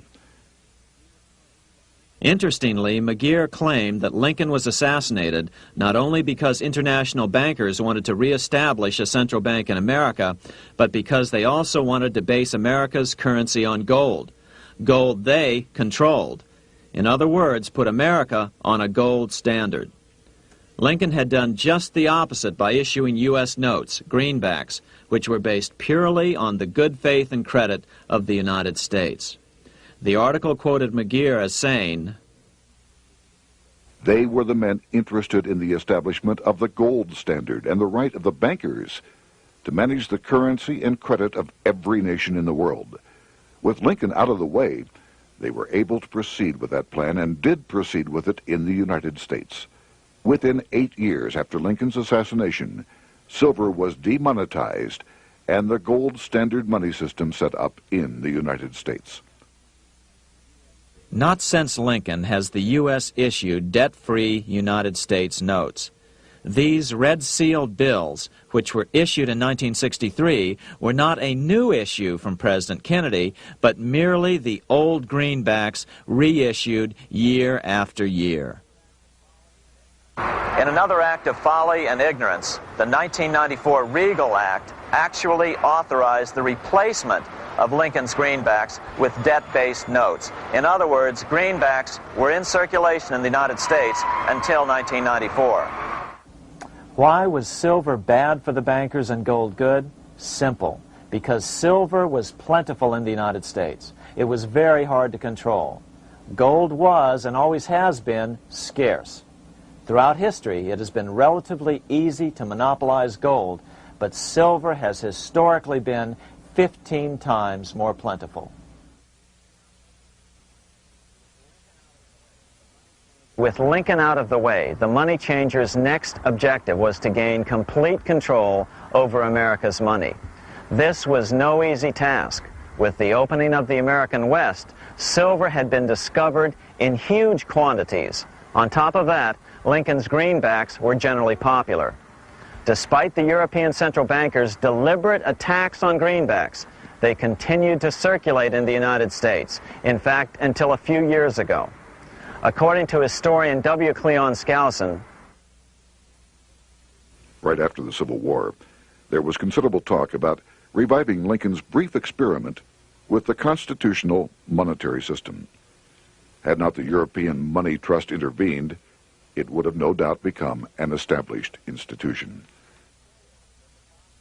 it is clear that the concept of America printing her own debt-free money sent shockwaves throughout the European central banking elite. They watched with horror as Americans clamored for more greenbacks. They may have killed Lincoln, but support for his monetary ideas grew. On April 12, 1866, nearly 1 year to the day of Lincoln's assassination, Congress went to work at the bidding of the European central banking interests. It passed the Contraction Act, authorizing the Secretary of the Treasury to begin to retire some of the greenbacks in circulation and thereby contract the money supply. Authors Theodore R. Thorin and Richard F. Warner explained the results of the money contraction in their classic book on the subject, The Truth in Money Book. The hard times which occurred after the Civil War could have been avoided if the greenback legislation had continued as President Lincoln had intended. Instead, there were a series of money panics, what we call recessions, which put pressure on Congress to enact legislation to place the banking system under centralized control. Eventually, the Federal Reserve Act was passed on December 23, 1913. In other words, the money changers wanted two things: the reinstitution of a central bank under their exclusive control, and two, an American currency backed by gold. Their strategy was twofold. First of all, cause a series of panics to try to convince the American people that only centralized control of the money supply could provide economic stability. And secondly, remove so much money from the system that most Americans would be so desperately poor that they either wouldn't care or would be too weak to oppose the bankers. In 1866, there was $1.8 billion in currency in circulation in the United States, about $50.46 per capita. In 1867 alone, $500 million, $500 million, was removed from the U.S. money supply. 10 years later, in 1876, America's money supply was reduced to only $600 million. In other words, 2/3 of America's money had been called in by the bankers. Only $14.60 per capita remained in circulation. 10 years later, the money supply had been reduced to only $400 million, even though the population had boomed. The result was that only $6.67 per capita remained in circulation, a 760% loss in buying power over 20 years. Today, economists try to sell the idea that recessions and depressions are a natural part of something they call the business cycle. The truth is, our money supply is manipulated now just as it was before and after the Civil War. How did this happen? How did money become so scarce? Simple. Bank loans were called in and no new ones were given. In addition, silver coins were melted down. In 1872, a man named Ernest Sed was given 100,000 pounds, about $500,000, by the Bank of England and sent to America to bribe necessary congressmen to get silver demonetized. He was told that if that was not sufficient, to draw an additional 100,000 pounds or as much more as was necessary. The next year, Congress passed the Coinage Act of 1873, and the minting of silver dollars abruptly stopped. In fact, Representative Samuel Hooper, who introduced the bill in the House, acknowledged that Mr. Sed actually drafted the legislation. But it gets even worse than that. In 1874, Sed himself admitted who was behind the scheme. I went to America in the winter of 1872-73, authorized to secure, if I could, the passage of a bill demonetizing silver. It was in the interest of those I represented, the governors of the Bank of England, to have it done. By 1873, gold coins were the only form of coin money. But the contest over control of America's money was not yet over.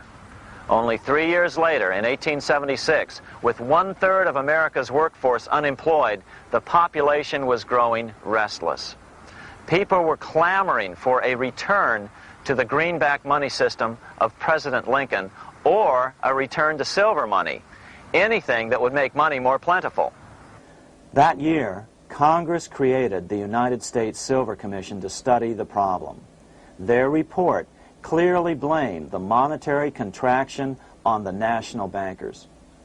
The report is interesting because it compares the deliberate money contraction by the national bankers after the Civil War to the fall of the Roman Empire. The disaster of the Dark Ages was caused by decreasing money and falling prices. Without money, civilization could not have had a beginning, and with a diminishing supply, it must languish, and unless relieved, finally perish. At the Christian era, the metallic money of the Roman Empire amounted to $1,800,000,000. By the end of the 15th century, it had shrunk to less than $200 million. History records no other such disastrous transition as that from the Roman Empire to the Dark Ages.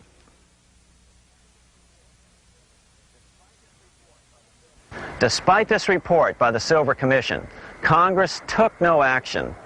The next year, 1877, riots broke out from Pittsburgh to Chicago. The torches of starving vandals lit up the sky. The bankers huddled to decide what to do. They decided to hang on. Now that they were back in control to a certain extent, they were not about to give it up. At the meeting of the American Bankers Association that year, they urged their membership to do everything in their power to put down the notion of a return to greenbacks. The ABA Secretary, James Buell, authored a letter to the members which blatantly called on the banks to subvert not only Congress, but the press. It is advisable to do all in your power to sustain such prominent daily and weekly newspapers, especially the agricultural and religious press, as will oppose the greenback issue of paper money, and that you will also withhold patronage from all applicants who are not willing to oppose the government issue of money. To repeal the act creating banknotes or to restore to circulation the government issue of money will be to provide the people with money and will therefore seriously affect our individual profits as bankers and lenders. See your congressman at once and engage him to support our interest that we may control legislation. As political pressure mounted in Congress for change, the press tried to turn the American people away from the truth. The New York Tribune put it this way on January 10th, 1878. "The capital of the country is organized at last, and we will see whether Congress will dare to fly in its face." But it didn't work entirely. On February 28, 1878, Congress passed the Sherman Law, allowing the minting of a limited number of silver dollars, ending the 5-year hiatus. This did not end gold backing of the currency, however, nor did it completely free silver.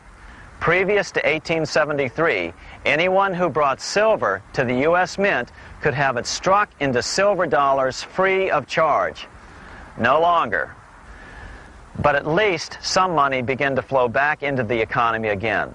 With no further threat to their control, the bankers loosened up on loans, and the post-Civil War depression was finally ended. 3 years later, the American people elected Republican James Garfield president. Garfield understood how the economy was being manipulated. As a congressman, he had been chairman of the Appropriations Committee and was a member of Banking and Currency. After his inauguration, he slammed the money changers publicly in 1881. Whoever controls the volume of money in any country is absolute master of all industry and commerce. And when you realize that the entire system is very easily controlled, one way or another, by a few powerful men at the top, you will not have to be told how periods of inflation and depression originate. Unfortunately, within a few weeks of making this statement, on July 2nd of 1881, President Garfield was assassinated.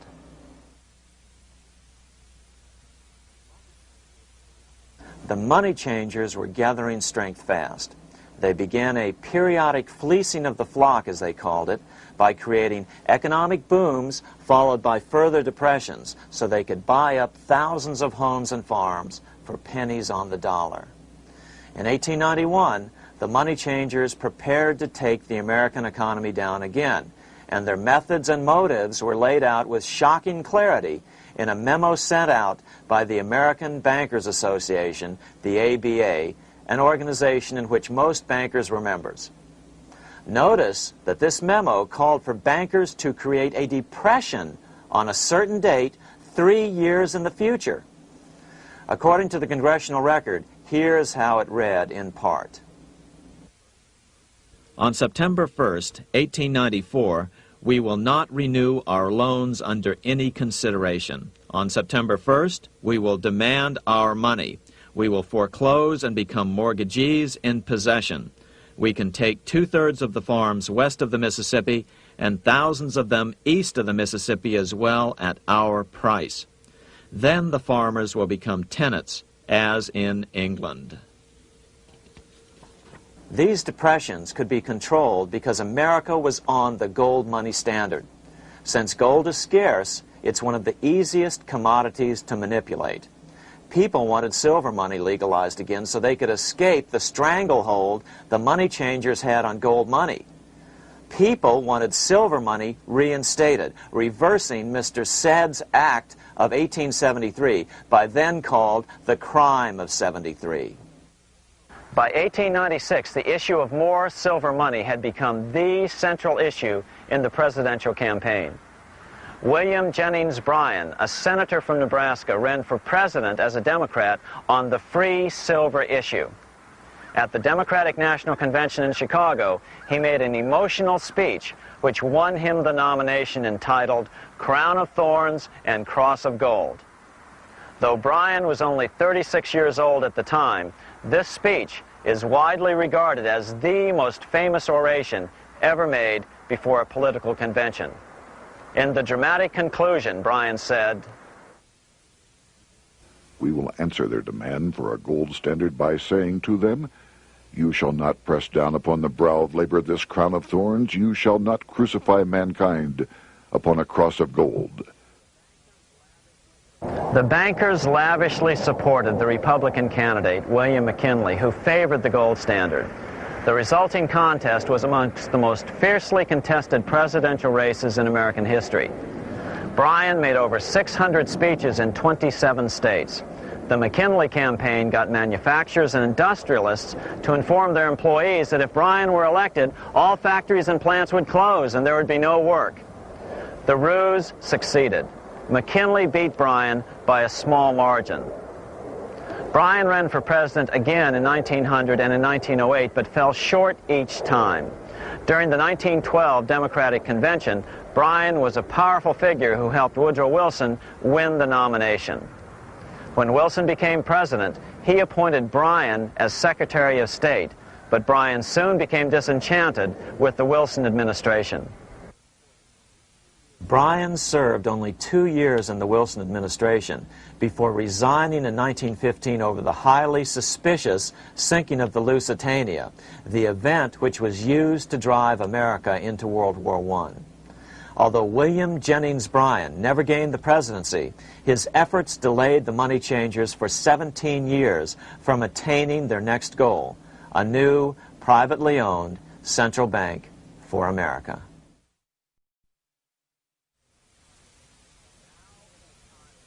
Now it was time for the money changers to get back to the business of a new private central bank for America. During the early 1900s, men like J.P. Morgan led the charge. One final panic would be necessary to focus the nation's attention on the supposed need for a central bank. The rationale was that only a central bank can prevent bank failures.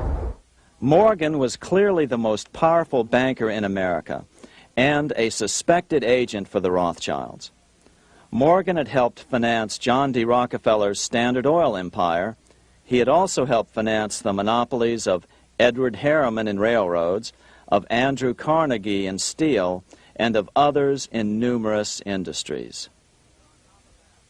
But on top of that, J.P. Morgan's father, Junius Morgan, had been America's financial agent to the British. After his father's death, J.P. Morgan took on a British partner, Edward Grenfell, a longtime director of the Bank of England. In fact, upon Morgan's death, his estate contained only a few $1 million. The bulk of the securities most people thought he owned were in fact owned by others. In 1902, President Theodore Roosevelt allegedly went after Morgan and his friends by using the Sherman Antitrust Act to try to break up their industrial monopolies. Actually, Roosevelt did very little to interfere in the growing monopolization of American industry by the bankers and their surrogates. For example, Roosevelt supposedly broke up the Standard Oil monopoly, But it wasn't really broken at all. It was merely divided into 7 corporations, all still controlled by the Rockefellers. The public was aware of this thanks to political cartoonists like Thomas Nast, who referred to the bankers as the money trust. By 1907, the year after Teddy Roosevelt's re-election, Morgan decided it was time to try for a central bank again. Using their combined financial muscle, Morgan and his friends were secretly able to crash the stock market. Thousands of small banks were vastly overextended. Some had reserves of less than 1% thanks to the fractional reserve principle. Within days, bank runs were commonplace across the nation. Now Morgan stepped into the public arena and offered to prop up the faltering American economy by supporting failing banks with money he manufactured out of nothing. It was an outrageous proposal, far worse than even fractional reserve banking, but Congress let him do it. Morgan manufactured $200 million worth of this completely reserveless private money and bought things with it, paid for services with it, and sent some of it to his branch banks to lend out at interest. His plan worked. Soon, the public regained confidence in money in general and quit hoarding their currency. But as a result, banking power was further consolidated into the hands of a few large banks. By 1908, the panic was over, and Morgan was hailed as a hero by the president of Princeton University, a man by the name of Woodrow Wilson. All this trouble could be averted if we appointed a committee of 6 or 7 public-spirited men like J.P. Morgan to handle the affairs of our country. Economics textbooks would later explain that the creation of the Federal Reserve System was the direct result of the Panic of 1907. Quote, "With its alarming epidemic of bank failures, the country was fed up once and for all with the anarchy of unstable private banking," close quote. But Minnesota Congressman Charles A. Lindbergh Sr., the father of the famous aviator Lucky Lindy, later explained that the Panic of 1907 was really just a scam. Those not favorable to the money trust could be squeezed out of business, and the people frightened into demanding changes in the banking and currency laws which the money trust would frame. So, since the passage of the National Bank Act of 1863, the money changers had been able to create a series of booms and busts. The purpose was not only to fleece the American public of their property, but to later claim that the banking system was basically so unstable that it had to be consolidated into a central bank once again.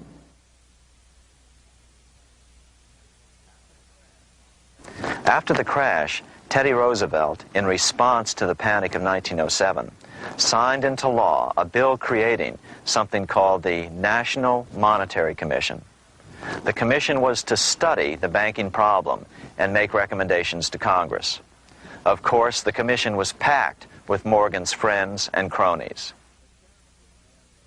The chairman was a man named Senator Nelson Aldrich from Rhode Island. Aldrich represented the Newport, Rhode Island homes of America's richest banking families.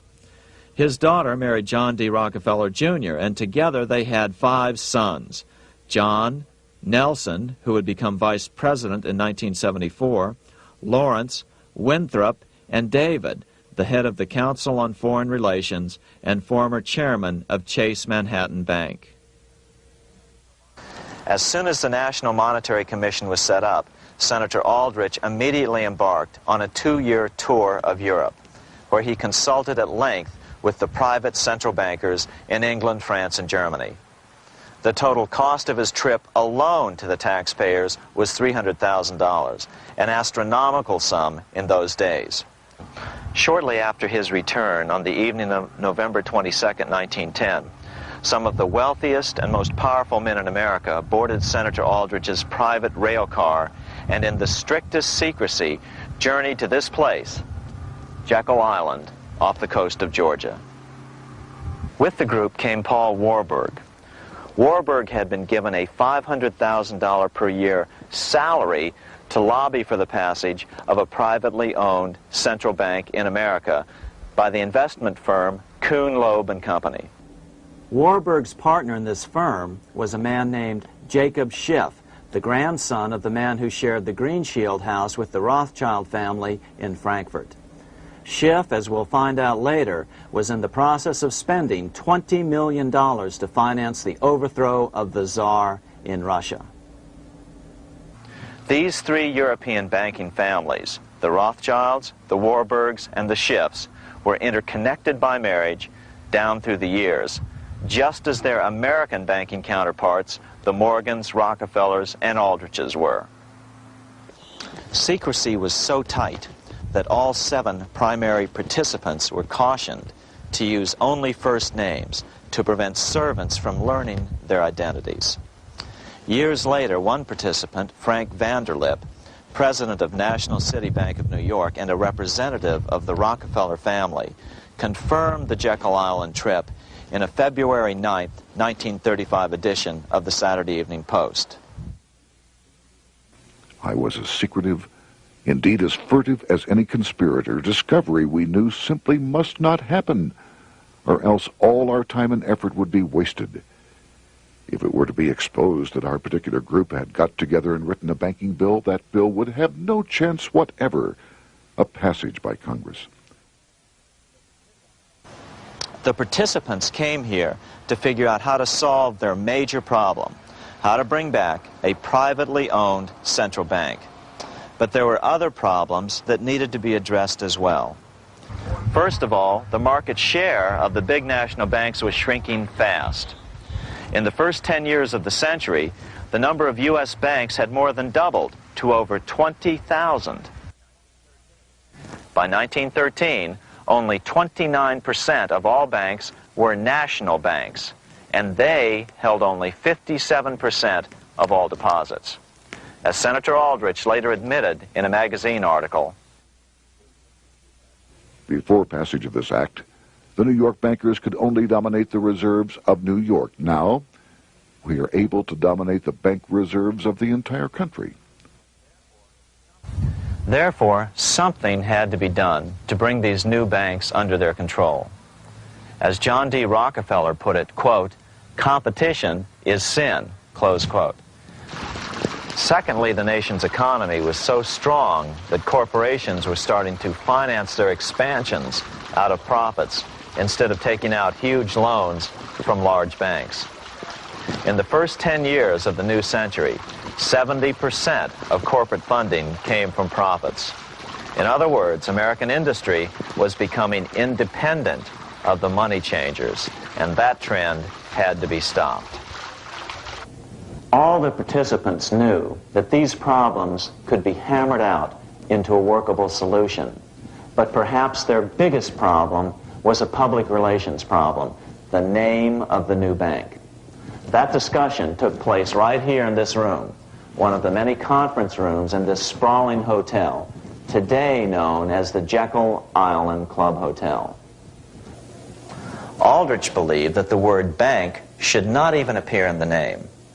Warburg wanted to call the legislation the National Reserve Bill or the Federal Reserve Bill. The idea here was to give the impression that the purpose of the new central bank was to stop bank runs, but also to conceal its monopoly character. However, it was Aldrich, the egotistical politician, who insisted it be called the Aldrich Bill. After 9 days at Jekyll Island, the group dispersed. The new central bank would be very similar to the old Bank of the United States. It would be given a monopoly over U.S. currency and create that money out of nothing. How does the Fed create money out of nothing? It's a four-step process. But first, a word on bonds. Bonds are simply promises to pay, or government IOUs. People buy bonds to get a secure rate of interest. At the end of the term of the bond, the government repays the bond plus interest, and the bond is destroyed. There are about $3.6 trillion worth of these loans or bonds at present. Now here's the Fed money-making process. Step 1. The Federal Open Market Committee approves the purchase of U.S. bonds on the open market. Step 2. The bonds are purchased by the Fed from whoever is offering them for sale on the open market. Step 3. The Fed pays for the bonds with electronic credits to the seller's bank, which in turn credits the seller's bank account. The trick is that these credits are based on nothing. The Fed just creates them. Step 4. The banks use these deposits as reserves. They can loan out over 10 times the amount of their reserves to new borrowers, all at interest. In this way, a Fed purchase of, say, $1 million worth of bonds gets turned into over $10 million in bank accounts. The Fed, in effect, creates 10% of this totally new money, and the banks create the other 90%. To reduce the amount of money in the economy, the process is just reversed. The Fed sells bonds to the public, and the money flows out of the purchaser's local bank. Loans must be reduced by 10 times the amount of the sale. So, a Fed sale of $1 million in bonds results in $10 million less money in the economy. So how does this benefit the bankers whose representatives huddled at Jekyll Island? First, it totally misdirected banking reform efforts from proper solutions. Second, it prevented a proper debt-free system of government finance, like Lincoln's greenbacks, from making a comeback. The bond-based system of government finance forced on Lincoln after he created greenbacks was now cast in stone. Third, it delegated to the bankers the right to create 90% of our money supply based on only fractional reserves, which they then loan out at interest. Fourth, it centralized overall control of our nation's money supply in the hands of a few men. Fifth, it established a central bank with a high degree of independence from effective political control. Soon after its creation, the Fed's great contraction in the early 1930s would cause the Great Depression. This independence has been enhanced since then through additional laws. In order to fool the public into thinking the government retained control, the plan called for the Fed to be run by a board of governors appointed by the President and approved by the Senate. But all the bankers had to do was to be sure their men got appointed to the board of governors. That wasn't hard. Bankers have money, and money buys influence over politicians. Once the participants left Jekyll Island, the public relations blitz was on. The big New York banks put together an educational fund of $5 million to finance professors at respected universities to endorse the new bank. Woodrow Wilson at Princeton was one of the first to jump on the bandwagon. But the bankers' subterfuge didn't work.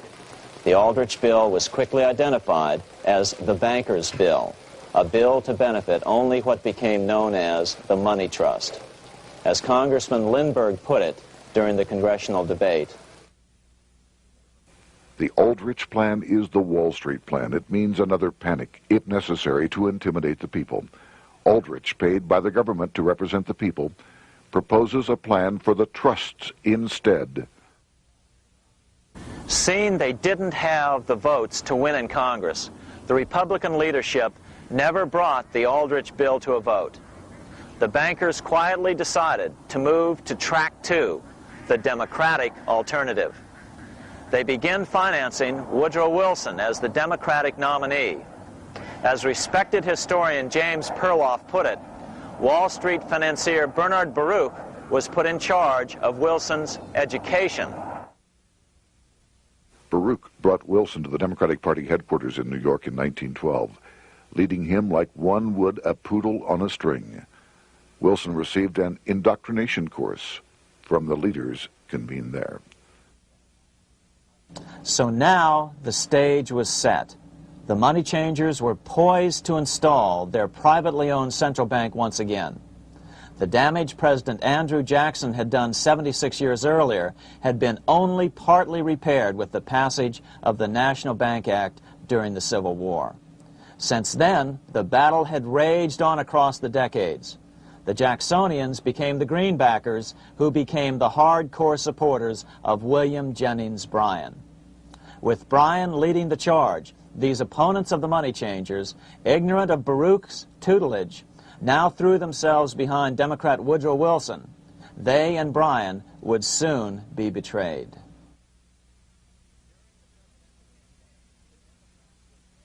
During the presidential campaign, the Democrats were careful to pretend to oppose the Aldrich bill. As Representative Lewis McFadden, himself a Democrat, as well as chairman of the House Banking and Currency Committee, explained it 20 years after the fact. The Aldrich bill was condemned in the platform. When Woodrow Wilson was nominated, the men who ruled the Democratic Party promised the people that if they were returned to power, there would be no central bank established here while they held the reins of government. 13 months later, that promise was broken, and the Wilson administration, under the tutelage of those sinister Wall Street figures who stood behind Colonel House, established here in our free country the worm-eaten, monarchical institution of the King's Bank, to control us from the top downward and to shackle us from the cradle to the grave. Once Wilson was elected, Morgan, Warburg, Baruch, and company advanced a new plan, which Warburg named the Federal Reserve System. The Democratic leadership hailed the new bill, called the Glass-Owen Bill, as something radically different from the Aldrich Bill. But in fact, the bill was virtually identical in every important detail. In fact, so vehement were the Democratic denials of similarity that Paul Warburg, the father of both bills, had to step in to reassure his paid friends in Congress that the two bills were virtually identical. Brushing aside the external differences affecting the shells, we find the kernels of the two systems very closely resembling and related to one another. But that admission was for private consumption only. Publicly, the money trust trotted out Senator Aldrich and Frank Vanderlip, the president of Rockefeller's National City Bank of New York and one of the Jekyll Island Seven, to oppose the new Federal Reserve System. Years later, however, Vanderlip admitted in the Saturday Evening Post that the two measures were virtually identical. Although the Aldrich Federal Reserve Plan was defeated when it bore the name Aldrich, nevertheless, its essential points were all contained in the plan that finally was adopted. As Congress neared a vote, they called Ohio attorney Alfred Crozier to testify. Crozier noted the similarities between the Aldrich bill and the Glass-Owen bill. The bill grants just what Wall Street and the big banks for 25 years have been striving for: private instead of public control of currency. It, the Glass-Owen bill, does this as completely as the Aldrich bill. Both measures rob the government and the people of all effective control over the public's money, and vest in the banks exclusively the dangerous power to make money among the people scarce or plenty. During the debate on the measure, senators complained that the big banks were using their financial muscle to influence the outcome. "There are bankers in this country who are enemies of the public welfare," said one senator. What an understatement.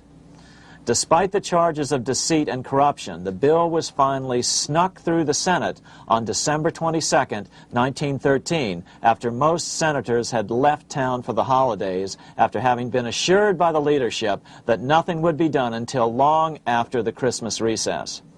On the day the bill was passed, Congressman Lindbergh prophetically warned his countrymen that this act establishes the most gigantic trust on earth.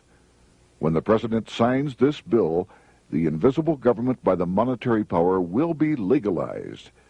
The people may not know it immediately, but the day of reckoning is only a few years removed.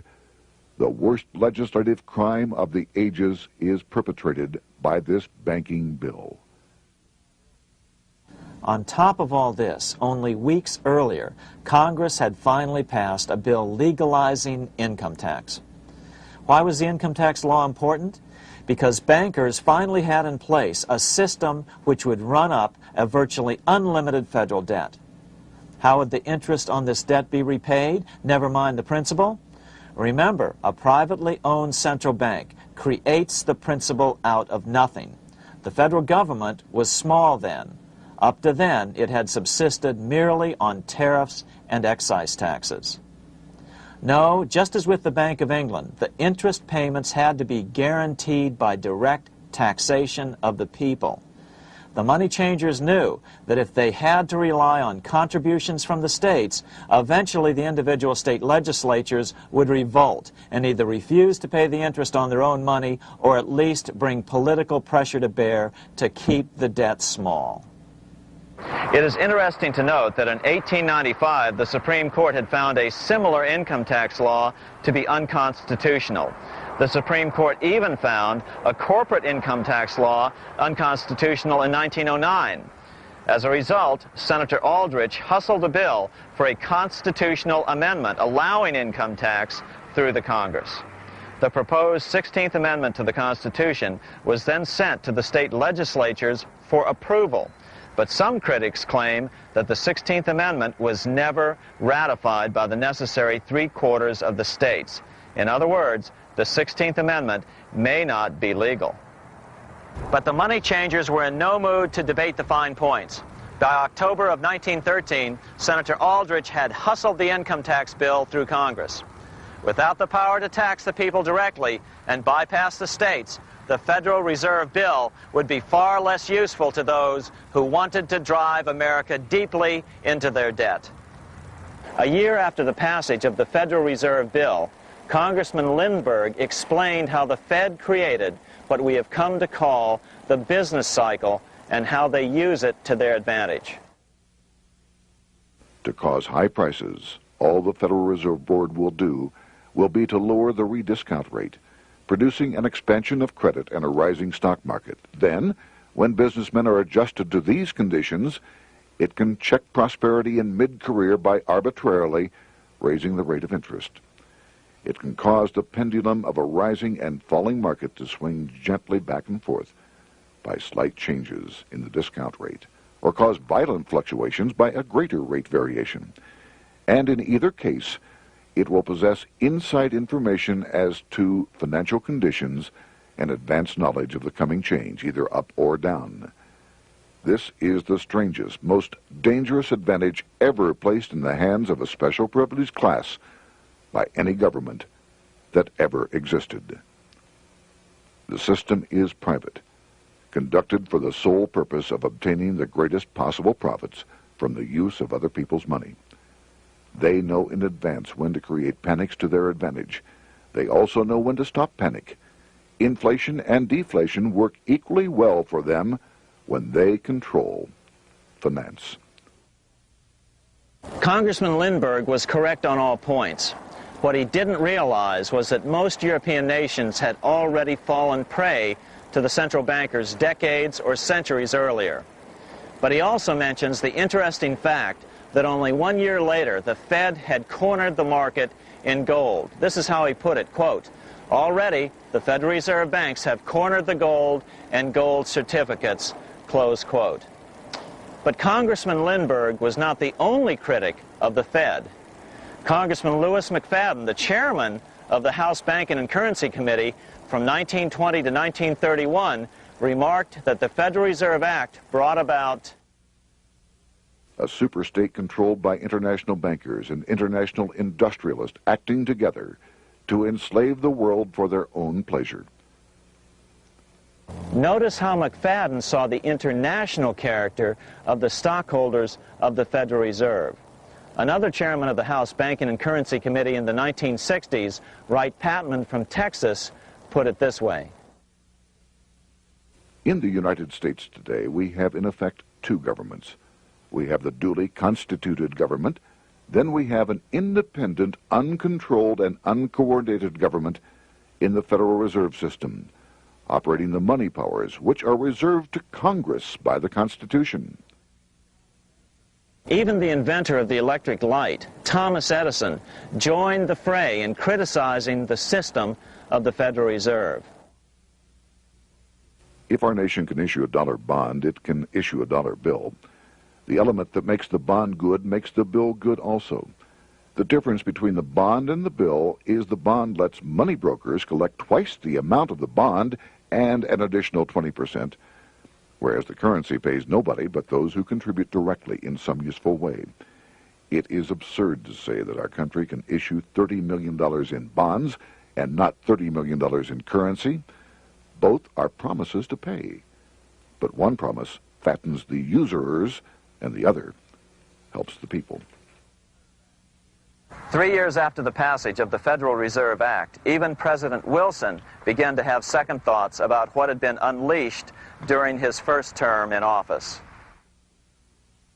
We have come to be one of the worst ruled, one of the most completely controlled governments in the civilized world, no longer a government of free opinion, no longer a government by a vote of the majority, but a government by the opinion and duress of a small group of dominant men. Some of the biggest men in the United States in the field of commerce and manufacture are afraid of something. They know that there is a power somewhere so organized, so subtle, so watchful, so interlocked, so complete, so pervasive, that they had better not speak above their breath when they speak in condemnation of it. Before his death in 1924, President Wilson realized the full extent of the damage he had done to America when he confessed, "I have unwittingly ruined my government." So finally, the money changers, those who profit by manipulating the amount of money in circulation, had their privately owned central bank installed again in America. The major newspapers, which they also owned, hailed passage of the Federal Reserve Act of 1913, telling the public that now depressions could be scientifically prevented.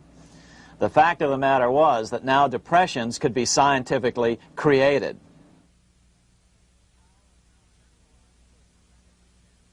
Power was now centralized to a tremendous extent. Now it was time for a war, a really big war. In fact, the First World War. Of course, to the central bankers, the political issues of war don't matter nearly as much as the profit potential, and nothing creates debts like warfare. England was the best example at that time.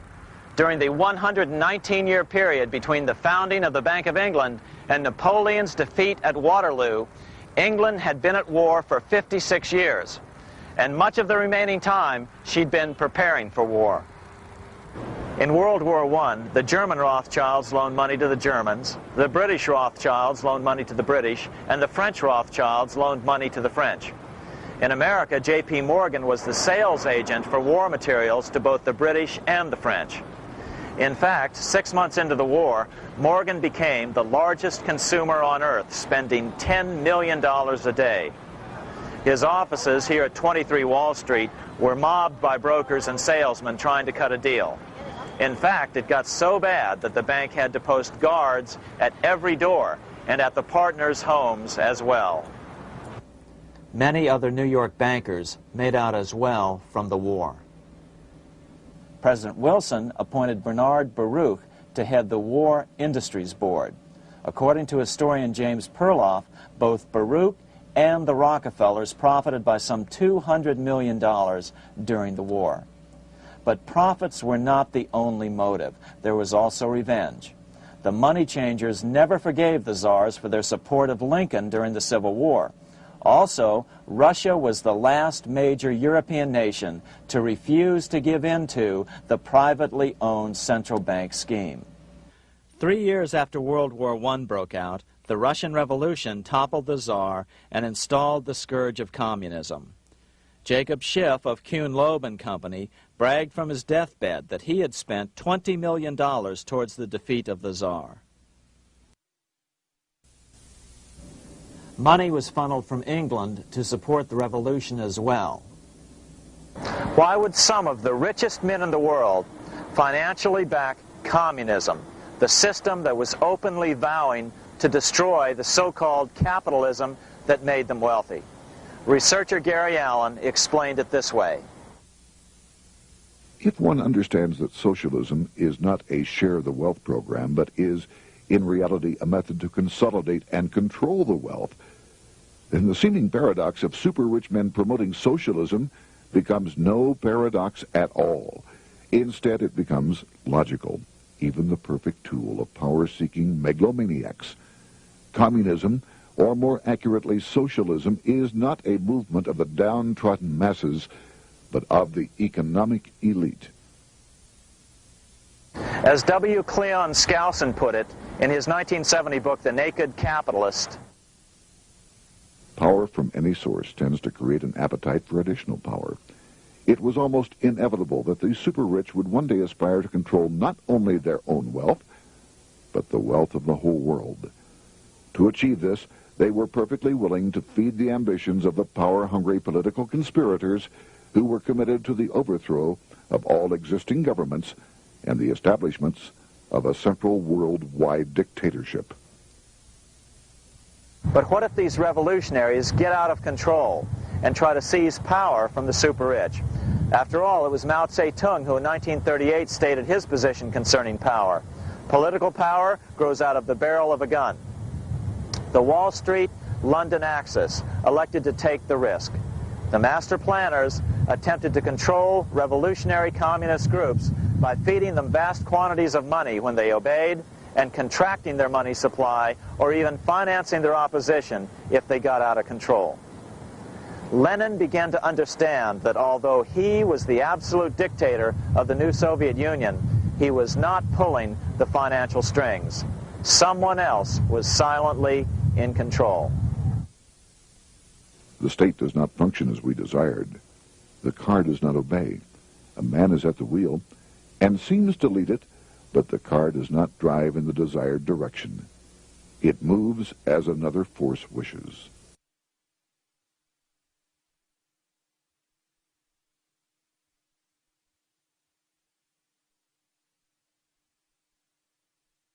Who is behind it? Representative Louis T. McFadden, the chairman of the House Banking and Currency Committee throughout the 1920s and into the Great Depression years of the 1930s, explained it this way. The course of Russian history has indeed been greatly affected by the operations of international bankers.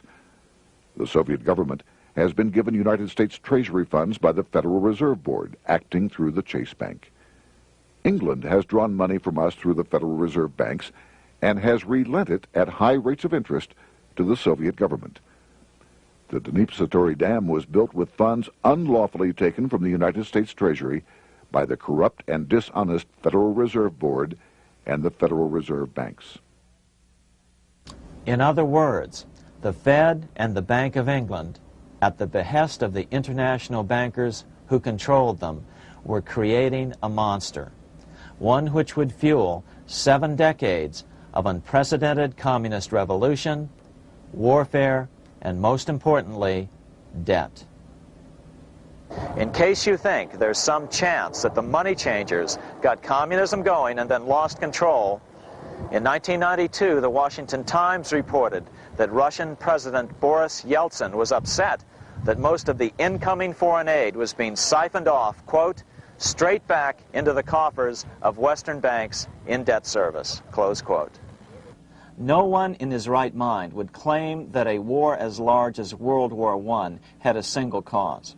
Wars are complex things with many causative factors. But on the other hand, it would also be equally foolish to ignore as a prime cause of World War I those who would profit the most from the war. The role of the money changers is no wild conspiracy theory. They had a motive, a short-ranged, self-serving motive, as well as a long-range political motive of advancing totalitarian governments, with the money changers maintaining the financial clout to control whatever politician might emerge as the leader. Next, we'll see what the money changers' ultimate political goal is for the world.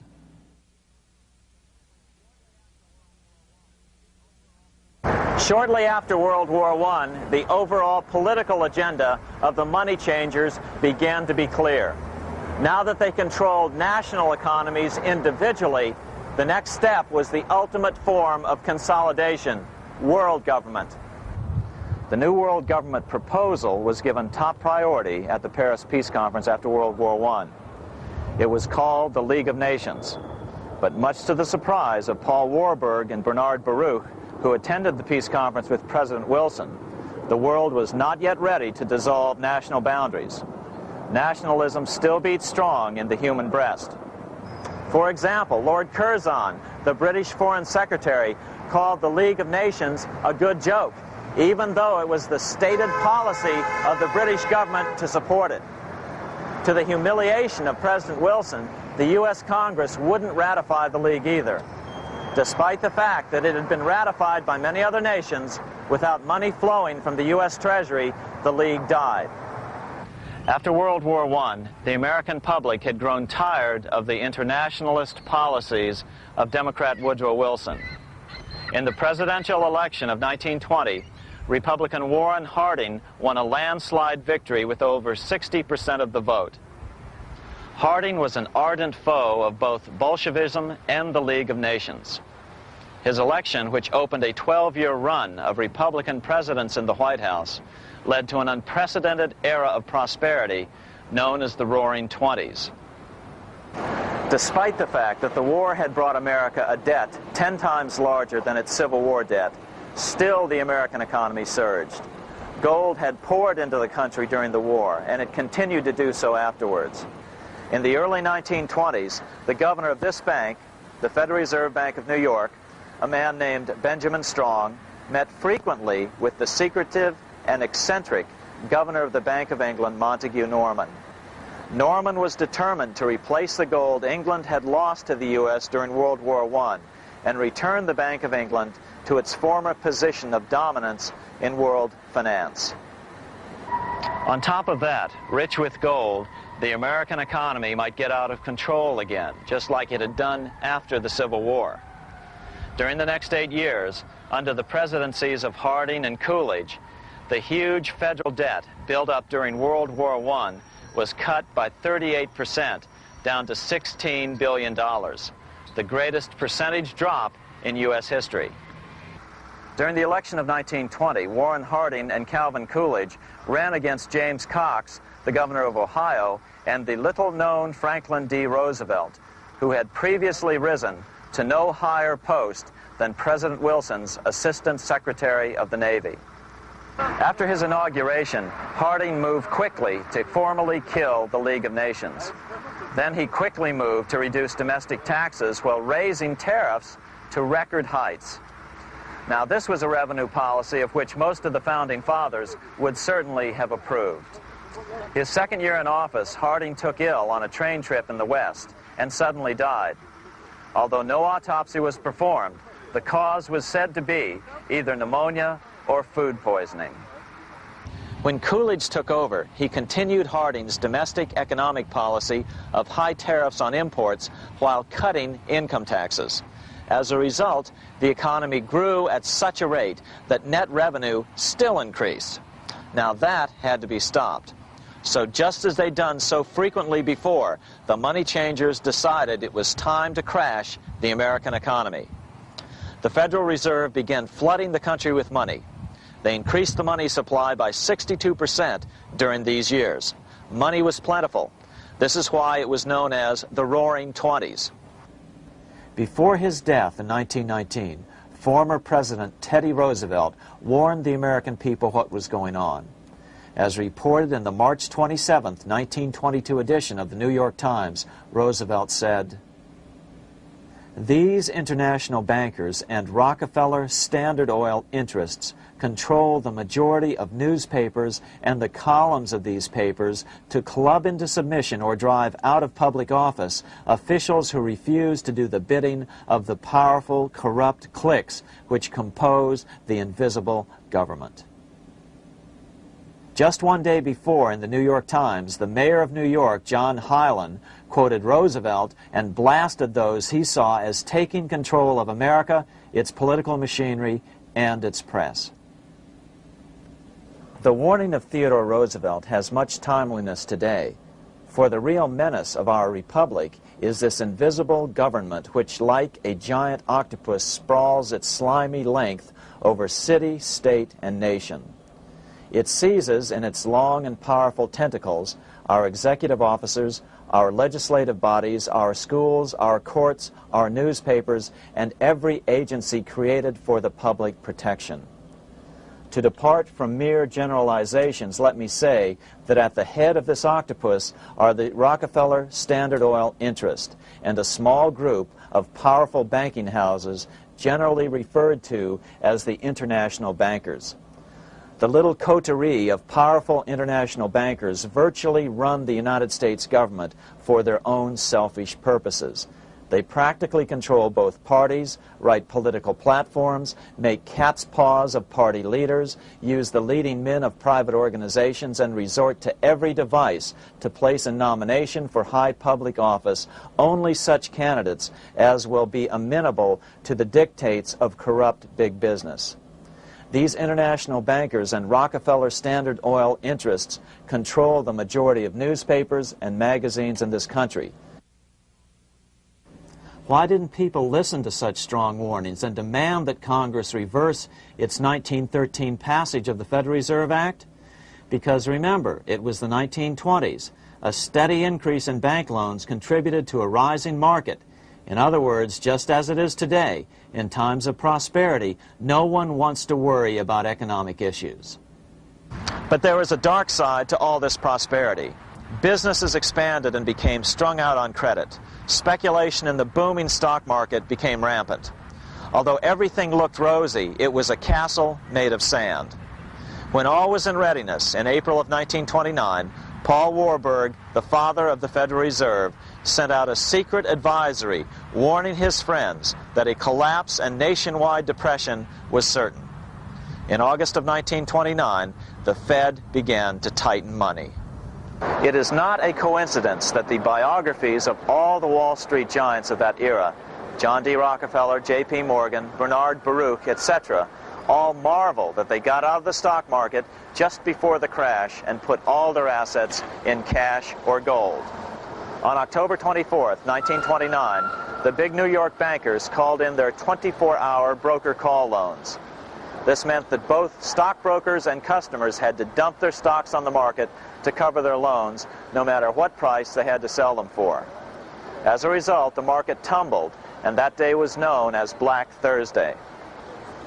According to John Kenneth Galbraith, writing in The Great Crash, 1929, at the height of the selling frenzy, Bernard Baruch brought Winston Churchill into the visitors' gallery of the New York Stock Exchange here to witness the panic and impress him with his power over the wild events down on the floor. Congressman Louis McFadden, chairman of the House Committee on Banking and Currency from 1920 to 1931, knew who to blame. He accused the Fed and the international bankers of orchestrating the crash. It was not accidental. It was a carefully contrived occurrence. The international bankers sought to bring about a condition of despair here so that they might emerge as rulers of us all. But McFadden went even farther. He openly accused them of causing the crash in order to steal America's gold. In February 1931, in the midst of the Depression, he put it this way. I think it can hardly be disputed that the statesmen and financiers of Europe are ready to take almost any means to reacquire rapidly the gold stock which Europe lost to America as the result of World War I. Curtis Dahl, a broker for Lehman Brothers, was on the floor of the New York Stock Exchange the day of the crash. In his 1970 book, FDR, My Exploited Father-in-Law, he explained that the crash was triggered by the planned sudden shortage of call money in the New York money market. Actually, it was the calculated shearing of the public by the world money powers triggered by the planned sudden shortage of call money in the New York money market. Within a few weeks, $3 billion of wealth simply seemed to vanish. Within a year, $40 billion had been lost. But did it really disappear? Or was it simply consolidated in fewer hands? And what did the Federal Reserve do? Instead of moving to help the economy out by quickly lowering interest rates to stimulate the economy, the Fed continued to brutally contract the money supply further, deepening the Depression. Between 1929 and 1933, the Fed reduced the money supply by an additional 33%. Although most Americans have never heard that the Fed was the cause of the Depression, this is well known among top economists. Milton Friedman, the Nobel Prize-winning economist now of Stanford University, said the same thing in a National Public Radio interview in January of 1996. The Federal Reserve definitely caused the Great Depression by contracting the amount of currency in circulation by 1/3 from 1929 to 1933. But the money lost by most Americans during the Depression didn't just vanish. It was just redistributed into the hands of those who had gotten out just before the crash and had purchased gold, which is always a safe place to put your money just before a depression. But America's money also went overseas. Incredibly, as President Hoover was heroically trying to rescue banks and prop up businesses, with millions of Americans starving as the Great Depression deepened, millions of dollars were being spent rebuilding Germany from damage sustained during World War I. 8 years before Hitler would invade Poland, Representative Louis McFadden, chairman of the House Banking and Currency Committee, warned Congress that Americans were paying for Hitler's rise to power.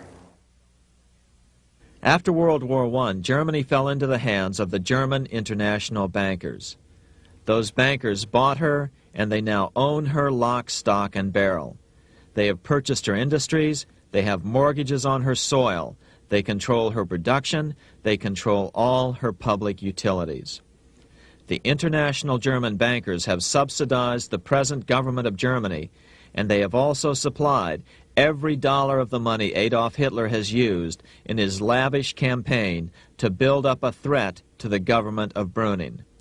When Brüning fails to obey the orders of the German international bankers, Hitler is brought forth to scare the Germans into submission. Through the Federal Reserve Board, over $30 billion of American money has been pumped into Germany. You have all heard of the spending that's taken place in Germany. Modernistic dwellings, her great planetariums, her gymnasiums, her swimming pools, her fine public highways, her perfect factories. All this was done on our money. All this was given to Germany through the Federal Reserve Board.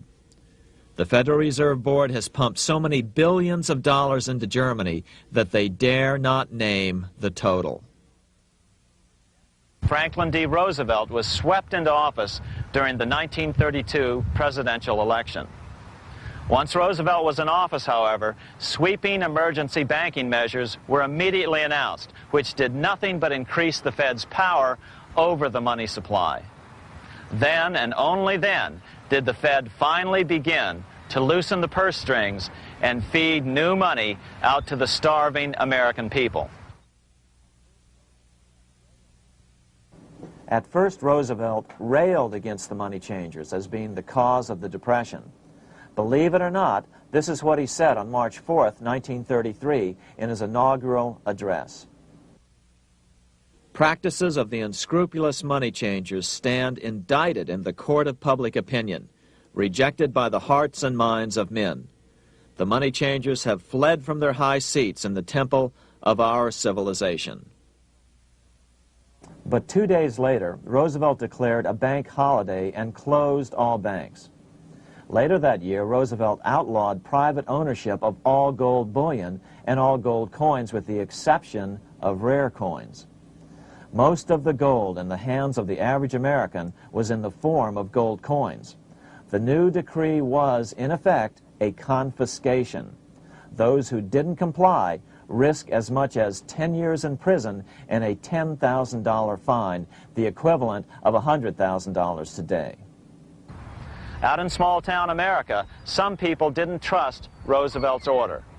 Many were torn between keeping their hard-earned wealth or obeying the government.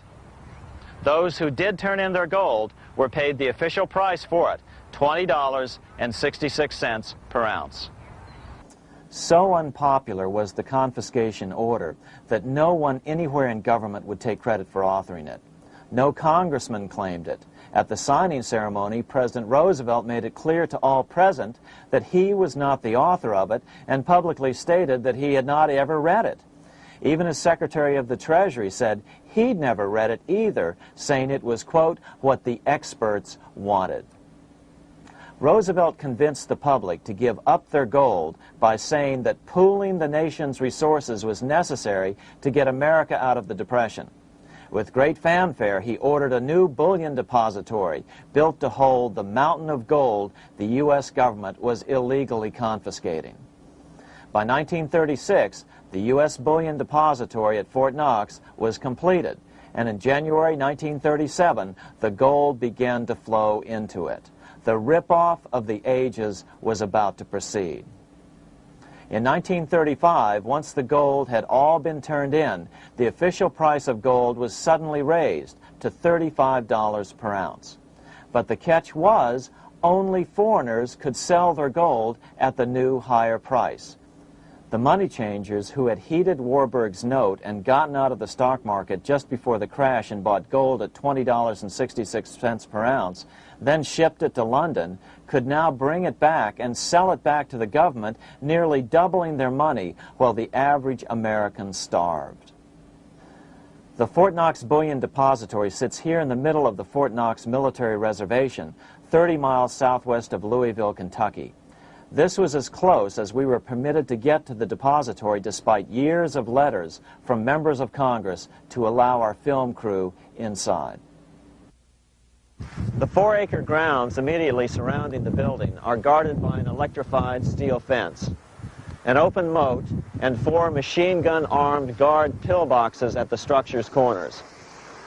When the gold began arriving on January 13, 1937, there was unprecedented security. Thousands of official guests watched the arrival of a 9-car train from Philadelphia, guarded by armed soldiers, postal inspectors, Secret Servicemen, and guards from the U.S. Mint. It was all great theater. America's gold supply from across the land had been pooled, supposedly for the public benefit, and then safely tucked into Fort Knox. But all that security would soon be breached by the government itself. Now the stage was set for a really big war, one which would pile up debt far beyond that of World War I. For example, in 1944 alone, the U.S. national income was only $183 billion, yet $103 billion was spent on the war. This was 30 times the spending rate during World War I. In fact, the American taxpayer picked up 55% of the total Allied cost of the war. But equally important, virtually every nation involved in World War II greatly multiplied their debt. In the U.S., for example, federal debt went from $43 billion in 1940 up to $257 billion in 1950, an increase of 598%. Between 1940 and 1950, Japanese debt swelled 1,348%. French debt grew 583%, and Canadian debt soared 417%. After the war, the world was now divided into 2 economic camps: communist command economies on the one hand versus monopoly capitalists on the other, set to fight it out in one perpetual and highly profitable arms race. It was finally time for the central bankers to embark in earnest on their 3-step plan to centralize the economic systems of the entire world and finally bring about their global government or New World Order. The phases of this plan were: Step 1, central bank domination of national economies worldwide. Step 2, centralized regional economies through organizations such as the European Monetary Union and regional trade unions such as NAFTA. Step 3, centralize the world economy through a world central bank, a world money, and ending national independence through abolition of all tariffs by treaties like GATT. Step 1 was completed long ago. Steps 2 and 3 are far advanced, nearing completion. What about gold? Among central banks, the largest holder of gold is now the IMF. It and central banks now control 2/3 of the world's gold supply, giving them the ability to manipulate the gold market. Remember the money changer's golden rule: he who has the gold makes the rules. But before we get into solutions to our problem, let's take a look at what happened to all that gold in Fort Knox. Because if we don't understand that the gold has been stolen, will allow ourselves to be stampeded into the wrong solution, a gold-backed currency. Most Americans still believe that the gold is still here at Fort Knox. At the end of World War II, Fort Knox contained over 700 million ounces of gold, an incredible 70% of all the gold in the world. How much remains? No one knows. Despite the fact that federal law requires an annual physical audit of Fort Knox gold, the Treasury has consistently refused to conduct one. The truth is that a reliable audit of whatever remains here has not been conducted since President Eisenhower ordered one in 1953. Where did America's gold in Fort Knox go? Over the years, it was sold off to European money changers at the $35 per ounce price. Remember, this was during a time when it was illegal for Americans to buy any of their own gold from Fort Knox. In fact, there was a very infamous case where the Firestone family set up a string of dummy corporations to purchase Fort Knox gold and keep it in Switzerland, never hitting U.S. shores. They were eventually caught, however, and successfully prosecuted. Finally, by 1971, all the pure gold had been secretly removed from Fort Knox, drained back to London. Once the gold was gone from Fort Knox, President Nixon closed the gold window by repealing Roosevelt's Gold Reserve Act of 1934, finally making it legal once again for Americans to buy gold. Naturally, gold prices immediately began to soar. 9 years later, gold sold for $880 per ounce, 25 times what the gold in Fort Knox was sold for. One would think that eventually someone in the government would get wind of what was happening and blow the whistle. The largest fortune in the history of the world stolen. Shades of the old James Bond film, Goldfinger. Well, as a matter of fact, Ian Fleming, the author of the James Bond series, was head of the British counterintelligence service, MI5. Some believe in the intelligence community that he wrote much of his fiction as a warning, as many authors of fiction do. If the removal of all the good delivery gold from Fort Knox can be viewed as a deliberate raid on the U.S. Treasury, then such an operation might well have been years in the making, namely 40 years.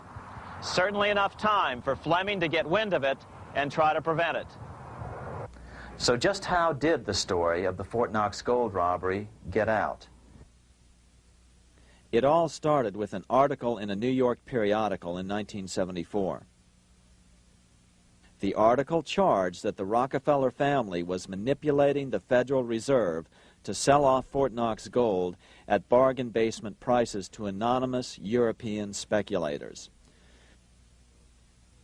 3 days later, the anonymous source of the story, Louise Auchincloss Boyer, mysteriously fell to her death from the window of her 10th floor apartment in New York. How would Mrs. Boyer have known of the Rockefeller connection to the Fort Knox gold heist? She was the longtime secretary of Nelson Rockefeller. For the next 14 years, this man, Ed Durrell, a wealthy Ohio industrialist, devoted himself to a quest for the truth concerning the Fort Knox gold. He wrote thousands of letters to over 1,000 government and banking officials, trying to find out how much gold was really left and where the rest of it had gone. Edith Roosevelt, the granddaughter of President Teddy Roosevelt, questioned the actions of the government in a March 1975 edition of the New Hampshire Sunday News. Allegations of missing gold from our Fort Knox vaults are being widely discussed in European financial circles. But what is puzzling is that the administration is not hastening to demonstrate conclusively that there is no cause for concern over our gold treasure, if indeed it is in a position to do so. Unfortunately, Ed Durrell never did accomplish his primary goal, a full audit of the gold reserves in Fort Knox. It's incredible that the world's greatest treasure has had little accounting or auditing. This gold belonged to the American people, not the Federal Reserve and their foreign owners. One thing is certain, the government could blow all of this speculation away in a few days with a well-publicized audit under the searing lights of media cameras. It has chosen not to do so. One must conclude that they are afraid of the truth such an audit would reveal. What is the government so afraid of? Here's the answer. When President Ronald Reagan took office in 1981, his conservative friends urged him to study the feasibility of returning to a gold standard as the only way to curb government spending.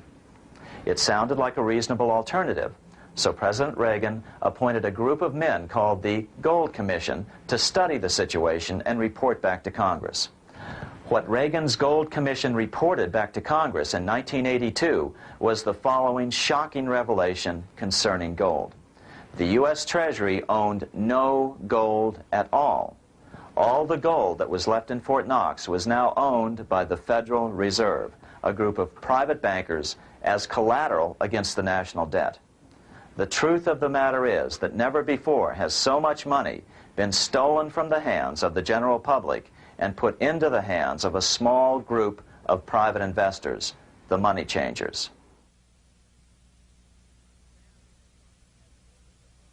I'm standing in front of the headquarters of the International Monetary Fund located in Washington, D.C. Across the street, right over there, is the headquarters of the World Bank. What are these organizations, and who controls them, and most importantly, are they about to create a huge worldwide depression? Let us step back in time for a moment to the aftermath of World War I. People were tired of war, so under the guise of peacemaking, the international bankers devised a plan to consolidate power even further. Claiming only an international government would stem the tide of world wars, the money changers pushed forward a proposal for world government which stood on three legs. A world central bank to be called the Bank of International Settlements, a world judiciary to be called the World Court located in The Hague, the Netherlands, and a world executive and legislature to be called the League of Nations. As President Clinton's mentor, Georgetown historian Carroll Quigley wrote in his 1966 book, Tragedy and Hope, the powers of financial capitalism had a far-reaching plan, nothing less than to create a world system of financial control in private hands, able to dominate the political system of each country and the economy of the world as a whole. This system was to be controlled in a feudalistic fashion by the central banks of the world, acting in concert by secret agreements arrived at in frequent meetings and conferences. The apex of the system was to be the Bank for International Settlements in Bâle, Switzerland, a private bank owned and controlled by the world central banks, which were themselves private corporations. Each central bank sought to dominate its government by its ability to control treasury loans, to manipulate foreign exchanges, to influence the level of economic activity in the country, and to influence cooperative politicians by subsequent economic rewards in the business world. Despite intense pressure from the international bankers and the press, a handful of U.S. senators, led by Senator Henry Cabot Lodge, kept the U.S. out of these schemes. Without U.S. participation, the League was doomed. Incredibly, even though the U.S. rejected the World Central Bank, the BIS, the New York Federal Reserve ignored its government and arrogantly sent representatives to Switzerland to participate in the central bankers' meeting right up until 1994, when the U.S. was finally officially dragged into it. Their world government schemes thwarted, the bankers resorted to the old formula, another war to wear down the resistance to world government while reaping handsome profits. To this end, Wall Street helped resurrect Germany through the Thyssen banks, which were affiliated with the Harriman interest in New York, just as the Chase Bank had assisted in the financing of the Bolshevik Revolution in Russia during World War I. Chase Bank was controlled by the Rockefeller family. Subsequently, it was merged with Warburg's Manhattan Bank to form the Chase Manhattan Bank. Now this has merged with Chemical Bank of New York, making it the largest Wall Street bank. Their strategy worked. Even before World War II was over, world government was back on track. In 1944, at Bretton Woods, New Hampshire, the International Monetary Fund and the World Bank were approved with full U.S. participation. The Second League of Nations, renamed the United Nations, was approved in 1945. Soon, a new international court system was functioning as well. All effective opposition to these international bodies before the war had evaporated in the heat of war, just as planned. These new organizations simply repeated on a world scale what the National Banking Act of 1864 and the Federal Reserve Act of 1913 had established in the U.S. They created a banking cartel composed of the world's central banks, which gradually assumed the power to dictate credit policies to the banks of all the nations.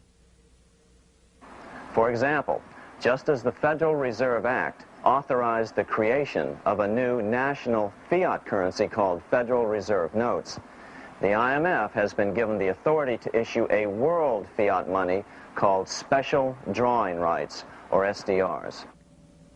To date, the IMF has created in excess of $30 billion worth of SDRs. Member nations are being pressured to make their currencies fully exchangeable for SDRs. In 1968, Congress approved laws authorizing the Fed to accept SDRs as reserves in the U.S. and to issue Federal Reserve notes in exchange for SDRs. What does that mean? It means that in the U.S., SDRs are already a part of our lawful money. And what about gold? SDRs are already partially backed by gold. And with 2/3 of world gold now in the hands of central banks, the money changers can go about structuring the world's economic future in whichever way they deem most profitable. Keep in mind, just as the Fed is controlled by its Board of Governors, the IMF is controlled by its Board of Governors, which are either the heads of the different central banks or the heads of the various national treasury departments dominated by their central banks. Voting power in the IMF gives the U.S. and the UK, that is to say the Fed and the Bank of England, effective control.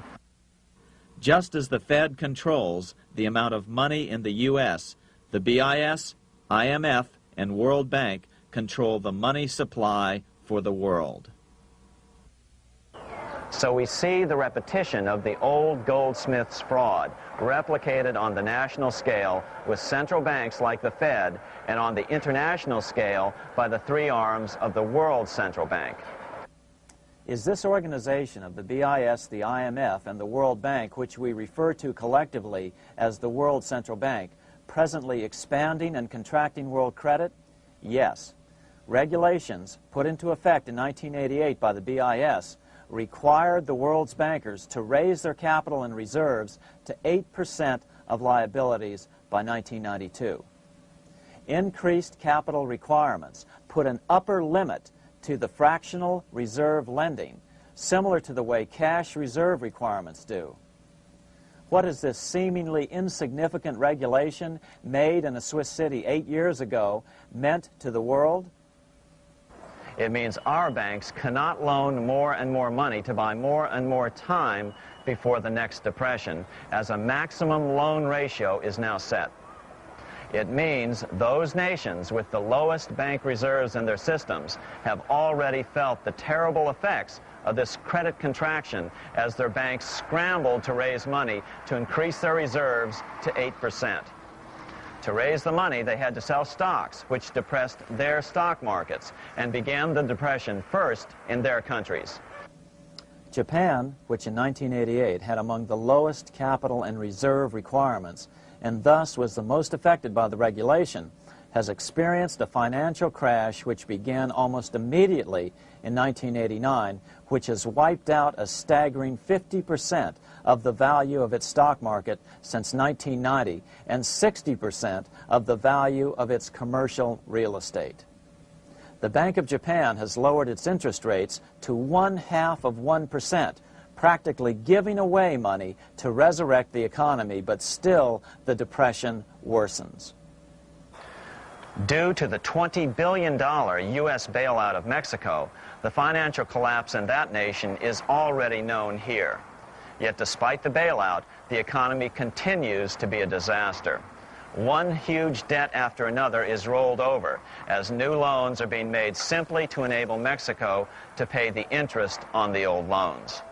In the south of Mexico, the poor have been in open revolt as every spare peso is being siphoned out of the country to make interest payments.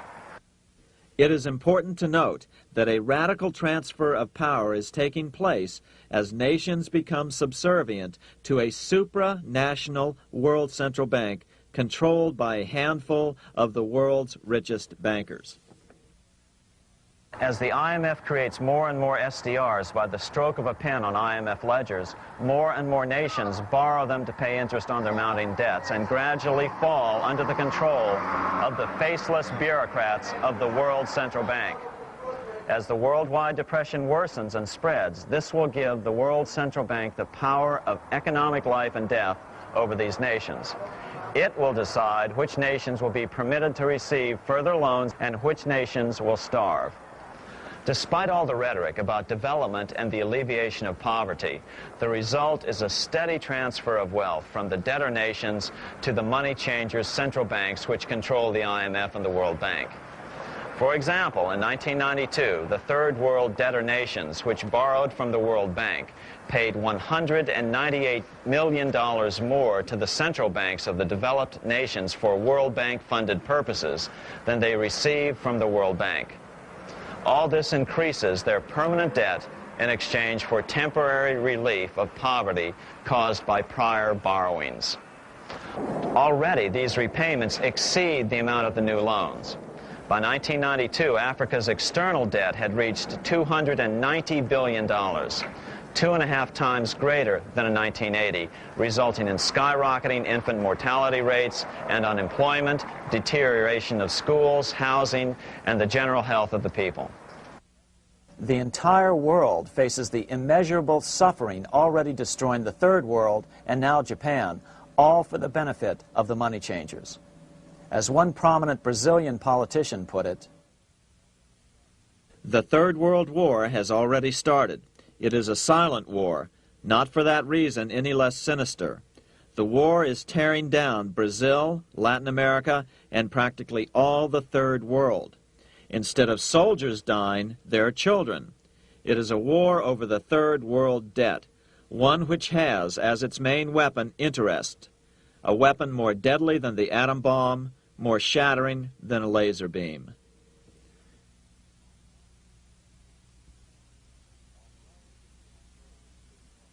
Although it would be absurd to ignore the pivotal role played by influential families such as the Rothschilds, the Warburgs, the Schiffs, the Morgans, and the Rockefellers in any review of the history of central banking and fractional banking, keep in mind, by now, central banks and the large commercial banks are up to 3 centuries old and deeply entrenched in the economic life of many nations. These banks are no longer dependent on clever individuals such as a Nathan Rothschild. Years ago, the question of ownership was important, but no longer. For example, both the Bank of England and the Bank of France were nationalized after World War II, and nothing changed, nothing at all. They endure and continue to grow, now protected by numerous laws, paid politicians, and mortgaged media, untouched by the changing of generations. 3 centuries have given them an aura of respectability. The old school tie is now worn by the 6th generation son, who's been raised in a system that he may never question as he is named to serve on the governing boards of countless philanthropic organizations. To focus attention today on individuals or families, or to attempt to sort out the current holders of power, serves little useful purpose and would be a distraction from the cure. The problem is far bigger than that. It is the corrupt banking system that was and is being used to consolidate vast wealth into fewer and fewer hands that is our current economic problem. Change the names of the main players now, and the problem will neither go away nor even miss a beat. Likewise, among the hordes of bureaucrats working in the World Bank, central banks, and international banks, only a tiny fraction have any idea of what's really going on. No doubt they'd be horrified to learn that their work is contributing to the terrible impoverishment and gradual enslavement of mankind to a few incredibly rich plutocrats. So really, there's no use in emphasizing the role of individuals anymore. And the problem even transcends the normal spectrum of political right and left. Both communism and socialism, as well as monopoly capitalism, have been used by the money changers. Today, they profit from either side of the new political spectrum. The big government, welfare state on the so-called left wing versus the neoconservative, laissez-faire capitalists who want big government totally out of their lives on the right wing. Either way, the bankers win.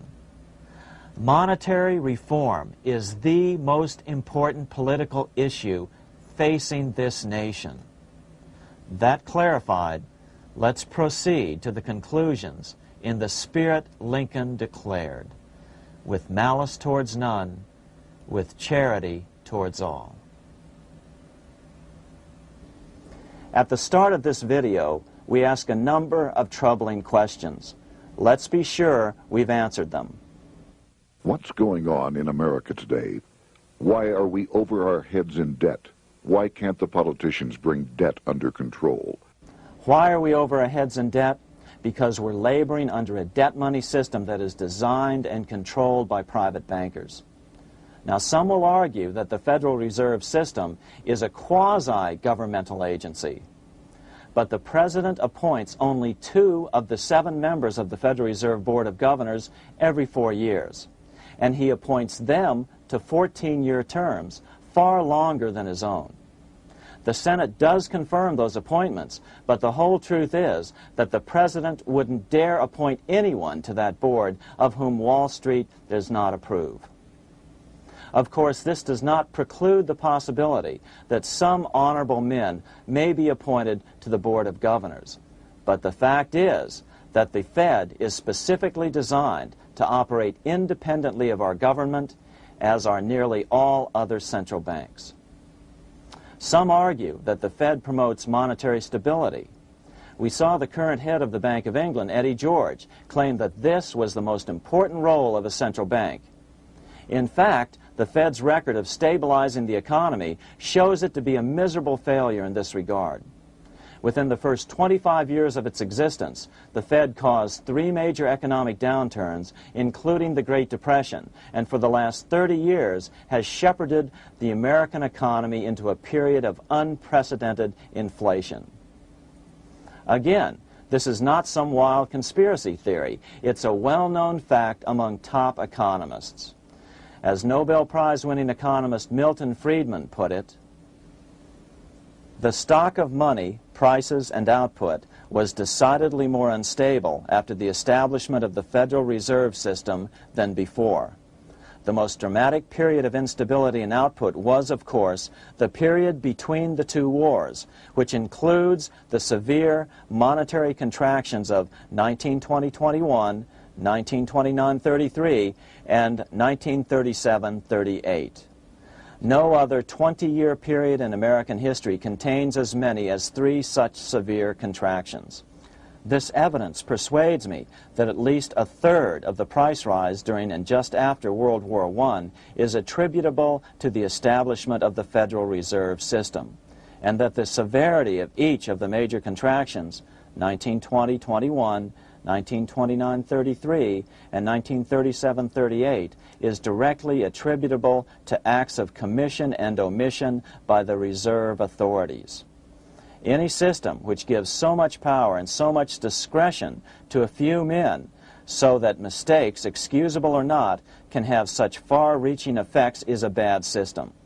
It is a bad system to believers in freedom just because it gives a few men such power without any effective check by the body politic. This is the key political argument against an independent central bank. To paraphrase Clemenceau, money is much too serious a matter to be left to the central bankers. We must learn from our history before it is too late. Why can't politicians control the federal debt? Because all our money is created out of debt. Again, it's a debt money system. Our money is created initially by the purchase of U.S. bonds. The public buys bonds like savings bonds, the banks buy bonds, foreigners buy bonds, and when the Fed wants to create more money in the system, it buys bonds, but pays for them with a simple bookkeeping entry which it creates out of nothing. Then this new money created by the Fed is multiplied by a factor of 10 by the banks thanks to the fractional reserve principle. So although the banks don't create currency, they do create checkbook money or deposits by making new loans. They even invest some of this created money. In fact, over $1 trillion of this privately created money has been used to purchase U.S. bonds on the open market, which provides the banks with roughly $50 billion in interest, risk-free, each year, less the interest they pay to some depositors. In this way, through fractional reserve lending, banks create over 90% of the money and therefore cause over 90% of our inflation. What can we do about all this? Fortunately, there's a way to fix the problem fairly easily, speedily, and without any serious financial problems. We can get our country totally out of debt in 1 to 2 years by simply paying off these U.S. bonds with debt-free U.S. notes, just like Lincoln issued. Of course, that by itself would create tremendous inflation, since our currency is presently multiplied by the fractional reserve banking system. But here's the ingenious solution, advanced in part by Milton Friedman, to keep the money supply stable and avoid inflation and deflation while the debt is retired. As the Treasury buys up its bonds on the open market with U.S. notes, the reserve requirements of your hometown local bank will be proportionally raised, so the amount of money in circulation remains constant. As those holding bonds are paid off in U.S. notes, they will deposit this money, thus making available the currency then needed by the banks to increase their reserves. Once all the U.S. bonds are replaced with U.S. notes, banks will be at 100% reserve banking instead of the fractional reserve system currently in use. From this point on, the former Fed buildings will only be needed as a central clearinghouse for checks and as vaults for U.S. notes. The Federal Reserve Act will no longer be necessary and could be repealed. Monetary power can be transferred back to the Treasury Department. There would be no further creation or contraction of money by banks. By doing it this way, our national debt can be paid off in a single year or so, and the Fed and fractional reserve banking abolished without national bankruptcy, financial collapse, inflation or deflation, or any significant change in the way the average American goes about his business. To the average person, the primary difference would be that for the first time since the Federal Reserve Act was passed in 1913, taxes would begin to go down. Now there's a real national blessing for you, rather than for Hamilton's banker friends. Now let's take a look at these proposals in more detail.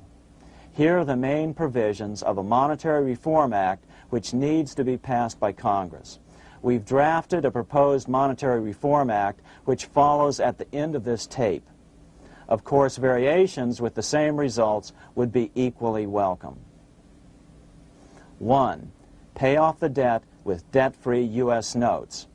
As Thomas Edison put it, if the U.S. can issue a dollar bond, it can issue a dollar bill.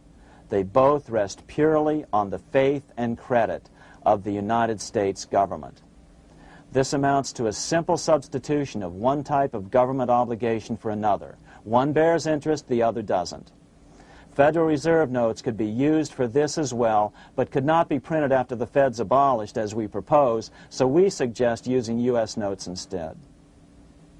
2. Abolish fractional reserve banking. As the debt is paid off, the reserve requirements of all banks and financial institutions would be raised proportionally at the same time to absorb the new U.S. notes, which would be deposited and become the bank's increased reserves.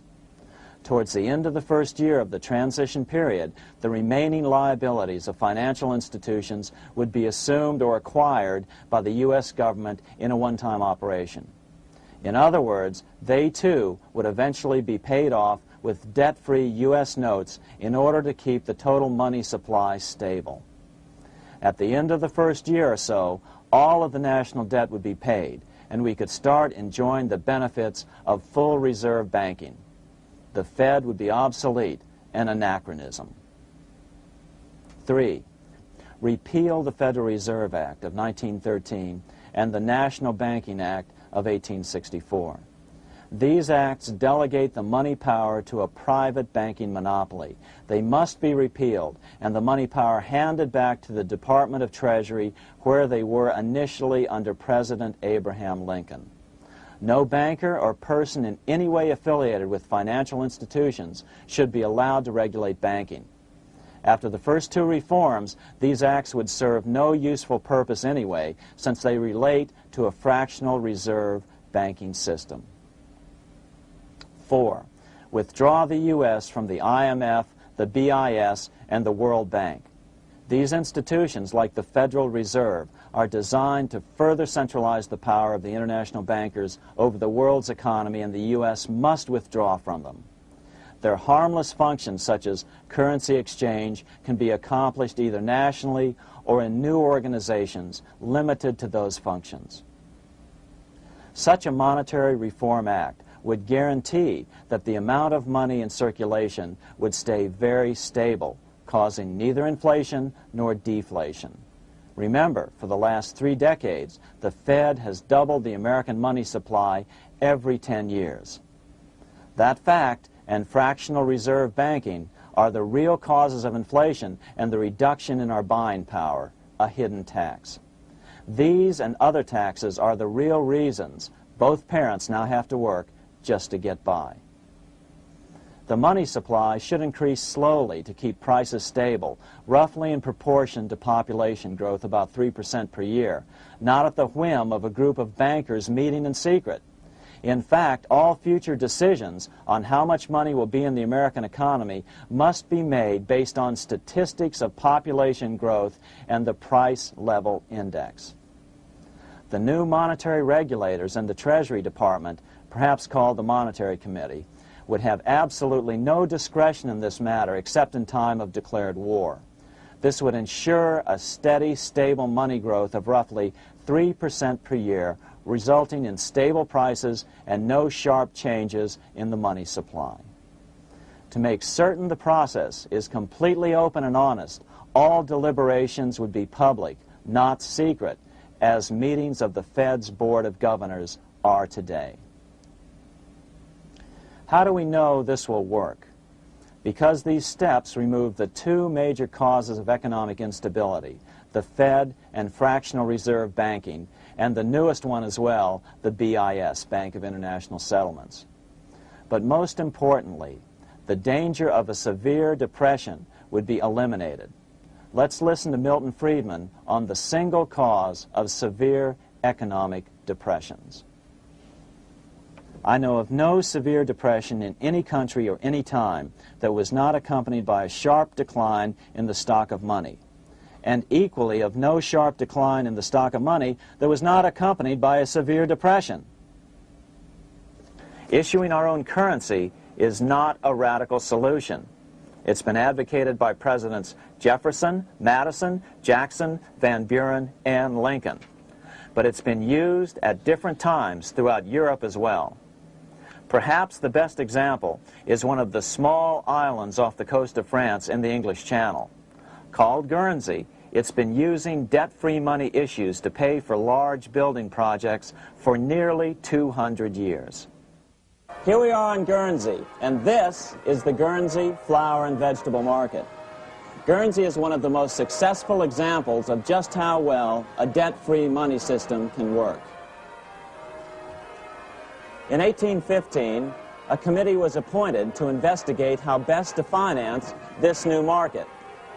The impoverished island could not afford more new taxes, so the state's fathers decided to try a revolutionary idea: issue their own paper money. They were just colorful paper notes, backed by nothing, but the people of this tiny island agreed to accept them and trade with them. To be sure they circulated widely, they were declared to be good for the payment of taxes. Of course, this idea was nothing new. It was exactly what America had done before the American Revolution, and there are many other examples throughout the world. But it was new to Guernsey, and it worked miracles.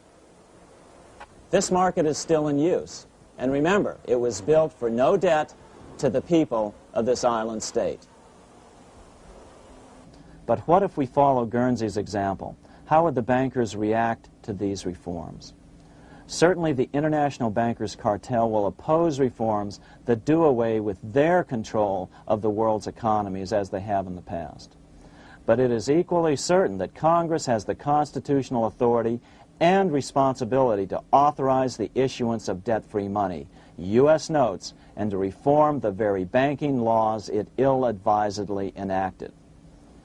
Undoubtedly, the bankers will claim that issuing debt-free money will cause severe inflation or make other dire predictions. But remember, it is fractional reserve banking which is the real cause of over 90% of all inflation, not whether debt-free U.S. notes are used to pay for government deficits.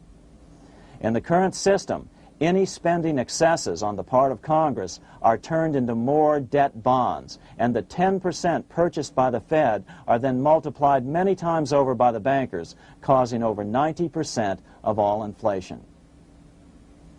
Our fractional reserve and debt-based banking system is the problem. We must ignore its inevitable resistance to reform and remain firm until the cure is complete.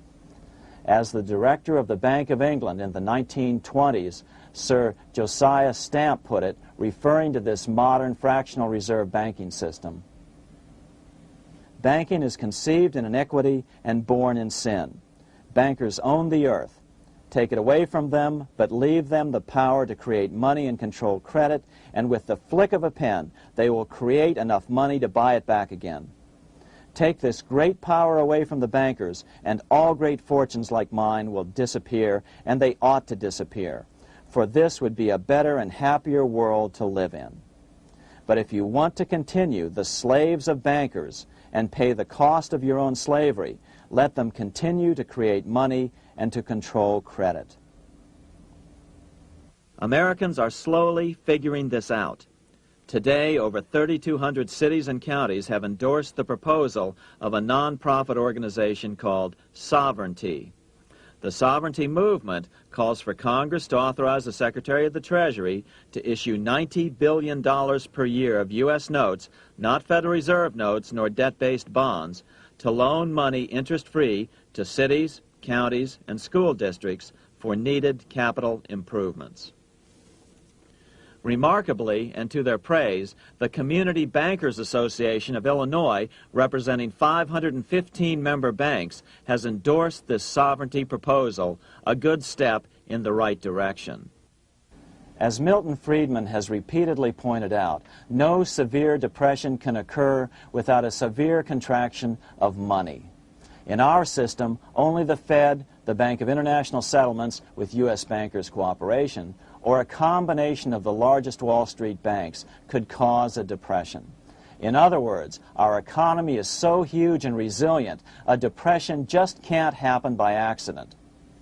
Unless we reform our banking system, they will always have that power. They can pull the plug on our economy anytime they choose. The only solution is to abolish the Fed and the fractional reserve banking system and withdraw from the BIS. Only that will break the power of the international bankers over our economy. And keep in mind, a stock market crash itself cannot cause a severe depression. Only the severe contraction of our money supply can cause a severe depression.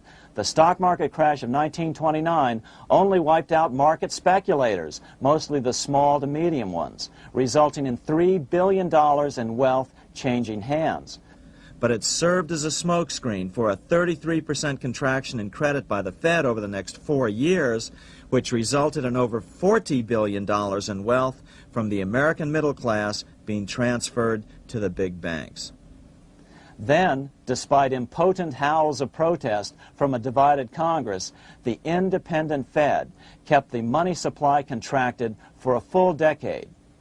Only World War II ended the terrible suffering the Fed inflicted on the American people. In a depression, the remaining wealth of the debt-burdened American middle class will be wiped out by unemployment, declining wages, and the resulting foreclosures. If we start to act to reform our monetary system, the money changers may do what they did in 1929 and then the 1930s, crash the stock market and use that as a smokescreen while contracting the money supply.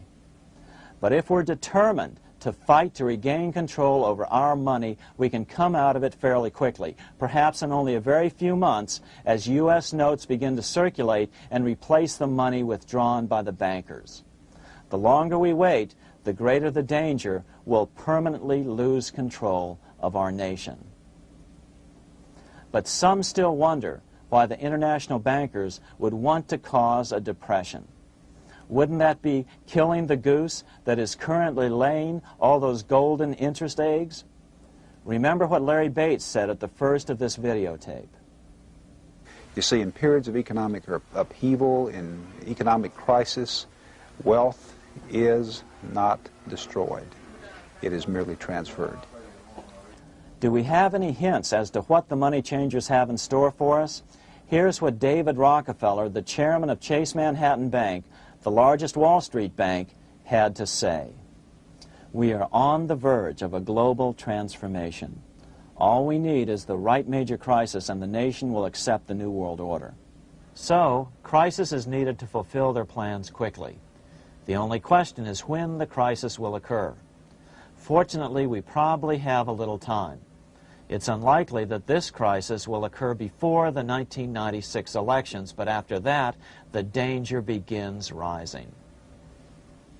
But whether or not they decide to cause a crash or a depression through relentless increases in taxes and the loss of hundreds of thousands of jobs being sent overseas thanks to trade agreements such as GATT and NAFTA, the American middle class is an endangered species. Cheaper labor, including slave labor in Red China, which Harry Wu has heroically documented, is being used to compete with American labor. In other words, money is being consolidated in fewer and fewer hands as never before in the history of this nation or the world. Without reform, the American middle class will soon be extinct, leaving only the very rich few and the very many poor, as has already occurred in most of the world. We've been warned of all this by congressmen, presidents, industrialists, and economists down through the years. Religious leaders, too, have seen the danger. About 1898, during the time of William Jennings Bryan, Pope Leo XIII put it this way. On the one side, there is the party which holds the power because it holds the wealth, which has in its grasp all labor and all trade, which manipulates for its own benefit and its own purposes all the sources of supply, and which is powerfully represented in the councils of state itself. On the other side, there is the needy and powerless multitude, sore and suffering. Rapacious usury, which, although more than once condemned by the Church, is nevertheless under a different form, but with the same guilt, still practiced by avaricious and grasping men, so that a small number of very rich men have been able to lay upon the masses of the poor a yoke little better than slavery itself. More recently, during America's Great Depression, Pope Pius XI spoke of the same problem. In our days, not alone is wealth accumulated, but immense power and despotic economic domination is concentrated in the hands of a few. This power becomes particularly irresistible when exercised by those who, because they hold and control money, are able also to govern credit and determine its allotment. For this reason, supplying, so to speak, the lifeblood to the entire economic body and grasping, as it were, in their hands the very soul of the economy, so that no one dare breathe against their will. Educate your friends. Our country needs a solid group who really understand how our money is manipulated and what the solutions really are. Because if a depression comes, there will be those who call themselves conservatives who will come forward advancing solutions framed by the international bankers. Beware of calls to return to a gold standard. Why? Simple, because never before has so much gold been so concentrated outside of American hands. And never before has so much gold been in the hands of international governmental bodies such as the World Bank and International Monetary Fund. A gold-backed currency usually brings despair to a nation, and to return to it would certainly be a false solution in our case. Remember, we had a gold-backed currency in 1929 and during the first 4 years of the Great Depression. Likewise, beware of any plans advanced for a regional or world currency. This is the international bankers' Trojan horse.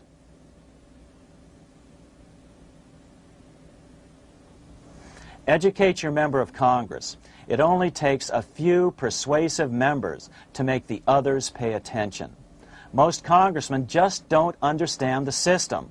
Some understand it, but are so influenced by bank PAC contributions that they ignore it, not realizing the gravity of their neglect. We hope we've made a valuable contribution to the national debate on monetary reform. It remains for each man to do his duty, consistent with his state in life. May God give us the light to help reform our nation and ourselves.